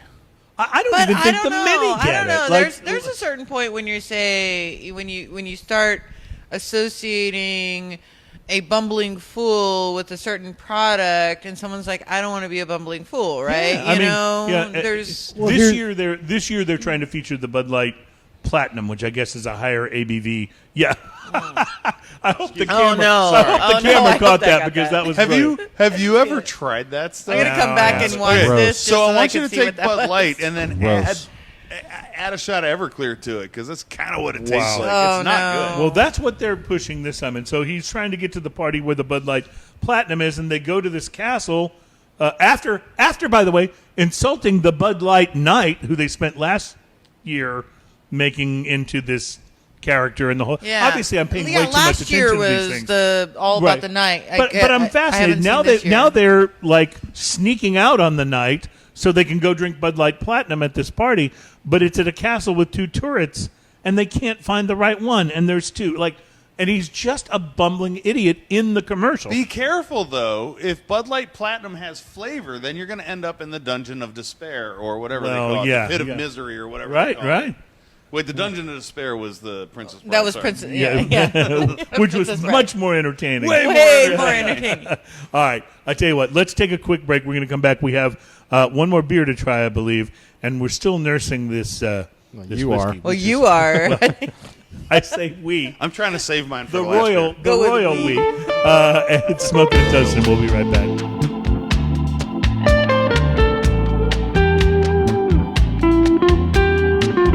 Welcome back to Smoking and Toasting. Go ahead, Alan. A lot of people probably don't understand how grocery stores work. Right. And the fact of Bud Light or InBev pays a shit ton of money to have all that shelf space. Right. Because I remember when they bought Carbach, I'll take Randall's, for example. Randall's used to have a really great craft beer selection. And I could find some really great Yes. craft beer, especially some stuff from Buffalo Bayou and some of the other locals. Yes. And when they bought Carbach is now in all of those spots. Well, so here, if Fetching part Lab, of their strategy. exactly, basically. Yeah. If Fetching Lab had $500 million to throw around, and they went to Randall's and said, "Hey, we want 17 facings for all our beers," Randall's would be like, "Well, it's going to cost this," and they're like, "All right, here you go. Now we've got Fetching That's Lab actually illegal. across the They can't. Yeah, they're Oh, not you allowed can to pay for spacing. Sure, they're right. not. Yeah, right. Sure, Yeah. they're not. Yeah, and I Yeah. bet they don't wink, wink. All right. Well, Wheatley vodka's all. I can't say that. And Right. and Break My Stride by Matthew Let me Matthew point out. Wilder was So- an actual hit. It wasn't payola. At Yeah. my HEB, because I have an HEB right by my house, and my HEB has not been modernized. It's not like a lot of them. My HEBs is somewhere between HEB and Fiesta right now, but they're modernized. That's what my HEB Right. is. So when That's you walk my down there, HEB. like it used to be that they had just a couple. They had a couple doors worth, because it's a row of all those coolers. They had a couple doors worth of craft beer, and then everything else was the macro brew. Then I walk in there one day, and it is literally like 4 doors of Bud Light, and it's Bud Light from top to bottom. I'm sorry, Miller Lite from top to bottom all the way down. And then 7 doors. I remember counting it because it appalled me walking by 7 doors of Bud Light, solid Bud Light, nothing else, just that. And then in the middle of it, in the very middle of all of it is Carbach Crawford Bach. Yeah. And then I get down to finally, now I've walked past, keep in mind, you got 4 doors of individual beers that aren't very good. Then you got 5 doors of Miller Lite. Then you got 7 doors of Bud Light with Crawford Bach in the middle of it, which leaves very little space for anything craft. And then the whole craft beer section is 2 doors, and 2/3 of it is taken up with Carbach. Yeah. Well, yeah. Typically, if you go to a grocery store and you go to the beer aisle where the refrigerator thing is, and you look dead center right there, okay, just stare at that center. Everything within your peripheral vision is owned by Budweiser. No matter what the color of right, the can is, no right. matter, it's all owned by Budweiser. Yep. Every bit Yeah, of you're it. absolutely right. Well, and so one of the things that the big beer companies do is they change the packaging of their products, right? So Ooh, did you have, notice that they put ingredients labels? bottles, and 12-ounce bottles, 24-ounce bottles, white cans, blue cans, whatever. The can stands up, whatever. Well, it becomes a new SKU, and so then now it must be something else. So now they have all these new SKUs.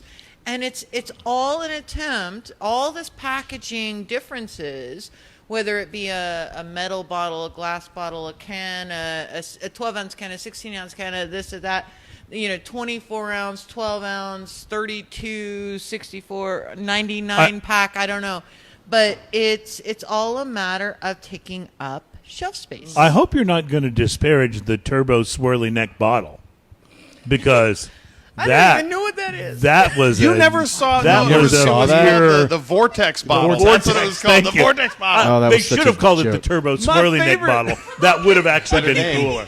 Yeah, it would have been cooler. Guess I never saw that one. Yeah. Okay, Oh, so yeah. no. Okay, so we laugh about these campaigns because they quit selling their beer. They just sell the packaging now. Right. So that's why you have the cold activated can, the early warning system, as I like to call it, because if the mountains aren't blue, oh, buddy, you don't want any part of that. But like the Bud Light. Miller Lite. Miller had Lite, the, yeah. The They went to the- Vortex bottle. Now, keep in mind, this was not a long neck bottle. This was a short bottle that had the what do they call it, striating? in it? They were like, yeah, it's Oh, like it had the grooves, Yeah. I remember. Yeah. Oh, to make you're- it drink yeah, smoother, yeah. By the as way- if Oh, no. 2 inches of a Vortex bottle going down to this into your mouth is actually going to don't let change Teresa the way respond it to that drinks. answer. And here's the other thing. It didn't work. I had one. It poured straight out. It didn't even work, this Vortex. Amazing. Yeah, Well, what you unbelievable. need to do is swirl it. Yeah, well, if I'd swirled it while I was pouring, you're right. We might have come up with something else. I'm But kidding. I will say, It's laughable. It's so ridiculous that people actually go for that too. I will Well, say, it is marketing. It's all marketing. Yes. I don't do this necessarily at the grocery store because it's kind of hard for the message to get to the right person. But I will do it at restaurants. If I go to a restaurant, fairly nice place where you're going to spend some money on dinner, and I ask to see their beer menu, and it's all like AB and Carbach, I will make a point in going, do you have any craft beer? And they'll go, oh, yeah, we have yes, but do you have any craft beer? Because I feel like I want whoever is responsible for figuring out what they're going to stock, I want them to hear that customers are asking for something. And That's listen, not ABM Right. bad. Well, no, that's And listen, great. I'm Carbach- glad you do that. Carbach makes some good beers. I don't really have a beef with Carbach, but as an IPA guy, I'm not a big fan of Hopadillo. And if that is your representative IPA, I'm a little bummed. You're phoning it in. Right, exactly. What you may not know is that, I mean, as an independent craft brewery, when you ask for a certain brand or a certain beer, that helps. Absolutely. Because we go out there, and whether you have a distributor or not, if you have a distributor, you usually have a brand ambassador that's going out, and they're going to these bars and restaurants, and they're saying, hey, would you like to carry our brand, right? And if they've never heard of us, then they're like, well, probably not, because I've got all this other things, right? I've got all these other relationships with these, with these other brands that I want to do. But so when you go and you say, hey, I want Fetching Lab. Do you have Fetching Lab Brutal Summer, right? Then when we come in and we say, hey, we're Fetching Lab, they're like, we've been waiting for you, because that exactly happened when we first started to distribute. People had been out to our brewery. They had started going to the different bars and restaurants around Clear Lake. And we walked in, and they're like, thank God you've got here. What took you so long, right? Where have you been? Exactly. Here's another thing you should also look for, okay? Budweiser kept buying up all of these small craft breweries, and they were putting them out, and we called them crafty beers. Crafty beers. Because they're owned by them.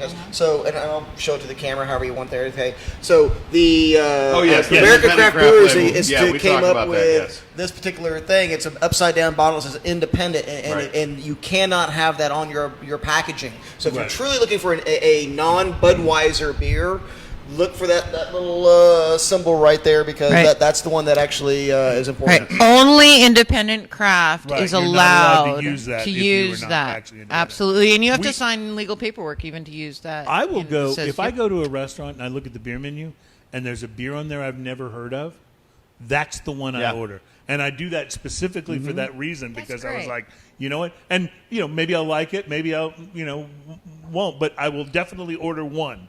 So that I can try. So, speaking of things you would like, all right. Here is our current big gun. This is the Bound at Midnight. This is the beer that we had a minute ago, the Bound and Determined, as well as our Midnight Watch Porter, both independently barrel aged in Garrison Brother whiskey barrels for 6 months, and then blended together. So smell this beer. I think it's got one of the most best whiskey. Snifter is the best one to have these in. But the whiskey note, the whiskey nose on this is actually quite big. The interesting thing, when you take a sip, you don't expect it, but you get that little bit of pepper in there. Just a little bit of that pepper flavor in there, a hint of it, and then you have a little sweetness that the other one didn't have. Yes, as well. And the Garrison Brothers really brings out the vanilla. We're playing. Somehow, Alan has wound up with the wireless mic. We're playing musical chair mics. I know mics. it's causing Ian great distress right about now. He's so upset. Because didn't I do this on the boat? You did. You did. I apologize for leaving one of my absolute favorite reps in this industry. Jenny Lynn Hunter just walked in, who has been on the show. Yes. And so see, now I can talk wonderful about whoever I want. I don't have to be politically correct anymore. Right. I do what I want. I like it. You go away. You now go. that You Alan's do what back, you want. I think this is the end of the show. I think it is. So thank you Bye, everybody Felicia. for listening. It was great talking to everybody. You were going to tell us a Chris Hart story. I have been waiting is all so show. This is so funny. I really is Chris on here? Probably not. So Chris has Probably, when he found out you were on the show, he probably signed off in disgust. It wouldn't surprise me if he found out I was on the show. He was driving down here to crash. Well, he's behind a few episodes. now. He's behind. who is 4 or Chris 5. Hart? First on. He's this guy nobody cares about. Yes. So We were told that by someone doing a review of the show. I've actually read, I don't know how many reviews have been done of the show on iTunes or any of the other places. All I know is I've read about 1/3 of one review. That's as far as I got. And in that review, we were told, why do they keep talking about these two guys? And it was Alan and Chris. Nobody cares about those guys. Now, because you guys don't know Chris is partners with him in the Houston Whiskey Social, and they put on an amazing event every year. Okay. So And we're the for- largest for a whiskey event in while- the state of Texas. Yeah, for a while, and it's the best beverage event, by the way. Absolutely. that you can go to. It's I'm wonderful. kind of scared about the whiskey sniff. Y'all are coming on Well, strong. listen, we're friends though. That we're think of us as like a sister or an illegitimate cousin. No, y'all are half sisters. That's for sure. Y'all ain't nothing like that event that's going on But tonight Chris- that shall not be named. Chris is a wonderful, wonderful human being. He's great with whiskey. He's a huge supporter of the whole, Whis- whiskey. He's just and passionate beverage about scene. whiskey. He's very passionate, and you got to love that about him. He's been on the show a number of times. He's always a great guest. Yeah. Even though Alan's been on a few times more than him now. But Alan, you had a story about Chris. Yeah. So Chris He has does a show, by the way. Yeah, Chris which has a is great. show called Whiskey Neat, and he has this little comic character called Whiskey Pete, but Chris over the last 3 or 4 months has actually been getting some very famous people on his show. We're stuck with Alan Denny. Yeah. But he has famous people. Yeah. So, yeah. Yeah, but he had T.J. Miller. Chris is as I am a big fan of stand-up comedy, and so he has been trying to get comedians on his show, and he has been very successful with that. He had T.J. Miller on, D.L. Hughley, yeah. Pops Witherspoon, several other. I've got to run through this real quick. And he had a bunch of people on. Well, he had Brendan Schaub on. And so there is another podcast Instagrammer out there that it goes by the name of the Whiskey Ginger. I can't remember what the guy's name is. So Brendan Schaub, famous UFC fighter, famous stand-up comedian. He's on Chris's show. Chris went to his stand-up show. Well, Brendan Schaub's publicist or whoever does an Instagram photo and everything and says, Brendan Schaub on an episode of the Whiskey Ginger. And here it is. It's Brendan and Chris Hart with the Whiskey Neat Chris logo has red in the hair. back. And they look very similar. Bright red beard, reddish blondish hair. And so You understand Chris, how the mistake got made. yeah, they look identical. But of course, with that, Chris posted it on Facebook because it got posted on Instagram, and apparently some of the Whiskey Gingers people were berating Chris about either you're trying to look like him, you're trying to do the same stuff this Whiskey Ginger guy is doing, and that's not at all. Chris is just a fan of whiskey, and he's a fan of stand-up comedy, and He looks the way he looks. yeah, his tagline for the show is spirited conversation with interesting people. So That's a good one. Yeah, I like it. It's these things do happen. Oh, you got your mic back. Oh, look.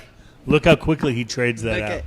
I Here, sound we can- so We wireless. should go to you. I do want to just thank Alan for having us here at the Galveston Island Cigar Lounge. It's a wonderful place. If you're in Galveston, either visiting or if this is your stomping grounds, you should definitely come and enjoy a cigar with Alan. Chat with him. This guy has more awesome stories than just about anybody. Oh, I he's know. great about that. Yeah, and has some pretty good whiskey too, which he just might share with you. So I want to thank him for allowing us to be here. And I know, by the way, if you are headed to the tap room today at Fetching Lab, it's going to open a little late because we've kept them here on the show. But guys, thank you so much, not only for being on the show, but also for just your passion for beer. It's why we get excited about doing this. I just want to point out, just in a deflection manner, that this show you would have been to work on time if you weren't so damn interesting. Yes. There you go. That's wonderful. That's I exactly. appreciate that. That's exactly right. Of course, we could have kicked him off, an hour ago. Let him get to work on time. I yes. could have stayed. I'm good. I'll hang out with you And guys. we didn't go into a great deal of detail Awesome. about this beer, but let me just say, this may be my favorite one today. This is- and, Yes. this is it's outstanding. really just. That's why we really work up terrific. to it. That's why we work up to it. The Whiskey Barrel Stouts is my favorite genre of beer, and for our very, very first shot across the bow, I am This was your first one? first one ever. Wow. Absolutely just amazed with this one. So this is our first one ever. It's called Bound at Midnight because Bound and Determined and Midnight Watch, right? Right. And our next one, we have 6 barrels of our Midnight Watch. We made it an Imperial Porter, so we Nice. jumped it up. Took it to 9%. Usually it's 6%. Now we jumped it to 9%, and we've barrel aged it for just over a year. It's 13 months right now, and it's going to be going into the bright here really soon. So it's going to be releasing pretty quick, and it's, oh my goodness, the depth of flavor that those barrels, Wow. Garrison Brothers barrels that had Awesome. been literally emptied the day before. And those guys just make such terrific Yeah, they whiskey make to great begin with. whiskey. Oh my God, it's just a match made in heaven. It really is. It is. It really is. Well, thank you guys. Give another plug for your tap room and the location. All right, yeah. So Fetching Lab Brewery and Tap Room down at 2216 6th Street North down in Texas City. Open Thursday through Sunday. We're trying to put out a new beer each week. Trivia nights on Thursday. Look forward to seeing y'all. Awesome. We so appreciate you being on the show, and we just Dogs and Dog and I say dogs and family friendly. and I just want to thank you again for your passion for beer, because that's what makes this so fun to do and to talk about. Ian, anything else as we wrap up? No, buy your tickets for the Whiskey Sniff. Also, remember this will be up on all the podcast mediums, but also it will be up on YouTube. If you're on YouTube, if you're watching us, or if you missed part of the show, please don't forget to hit the bell for notifications, and don't forget to subscribe to the channel. We're trying to push that, so if you're watching it post, or if you put it on when you get home while you're getting everything else ready and making dinner and stuff like that, you can listen to us. Awesome. Alan, we appreciate you letting us be in your location here. Shitty mic back. What the hell? You're grounded. Think of it that way. Yes. Thank you for having You're us. connected. No, thank Yeah. y'all for coming out. I will be back. I appreciate it. Thank Just y'all. wanted to mention, too, next week's show, our good friend Mark Burrell returns, only this time we're going to his place. We're going to be live out on the back deck at the Rainbow Lodge in Houston. Hell yeah. And it's going to be spectacular. Not only will Mark be talking to us about cocktails and wines for the upcoming holiday season, but the folks from Treaty Oak will be joining us. Oh, nice. Oh, let's see. That's going to be so fun. Yeah. That whole back area, if you haven't been to the Rainbow Lodge, man, it's so gorgeous. Take a date. It's absolutely beautiful. Amazing. Absolutely beautiful. And they make some really good wild boar and elk. Yes. Oh, Yeah. It's a whole, like, when you go there, it's a whole experience. Experience. It totally is. Yes. where is this? The Rainbow Lodge in Houston. It's on It's Ella, wonderful. It's on Ella, yeah, just close to 610. Yep, between Kinda 610 and 10. Ella yeah. and 19th, maybe, I think. Something like It's in that. That's area. right. We'll give you Wonderful. the full address next week, of course.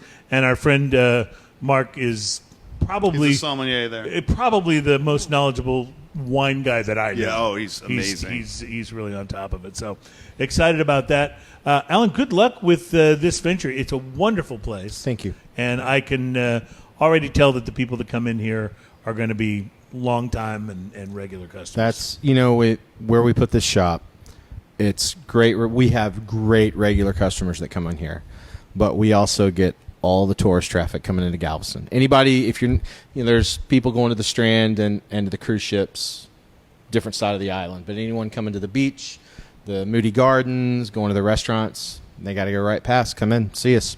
And since you have 2 of these TVs, you could play this episode over and over again on the YouTube channel.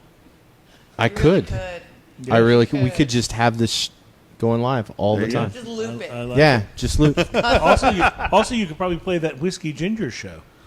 Oh, that would be hilarious. Sorry, Chris. If only you had a lost episode of the show you could play. That's Man, right. Yeah. we could debut it here. Well, yeah. We could have It could be Fetching fun. Have you ever Lab come seen- out. Oh, we could come and beer cater. Have you ever Beer seen catering. what? I like Have it. you ever Beer seen what catering. cuss words look like when they're transcribed? It's just the symbols. I That's didn't like do that's that what much the swearing, subtitles did I? would look like the I didn't entire do that time. much swearing, did I? Maybe not. Man, We don't know. Folks, have a. It's lost. That's true. It's lost. Folks, have a wonderful week. Thank you so much for enjoying Smoking and Toast, and thanks to B&B Butchers. Buy your tickets for the Whiskey Sniff on Eventbrite. Placencia 146 rocks the planet. This is awesome. And have a wonderful, wonderful week. And, of course, to all of our friends out there, cheers. Stay smoky.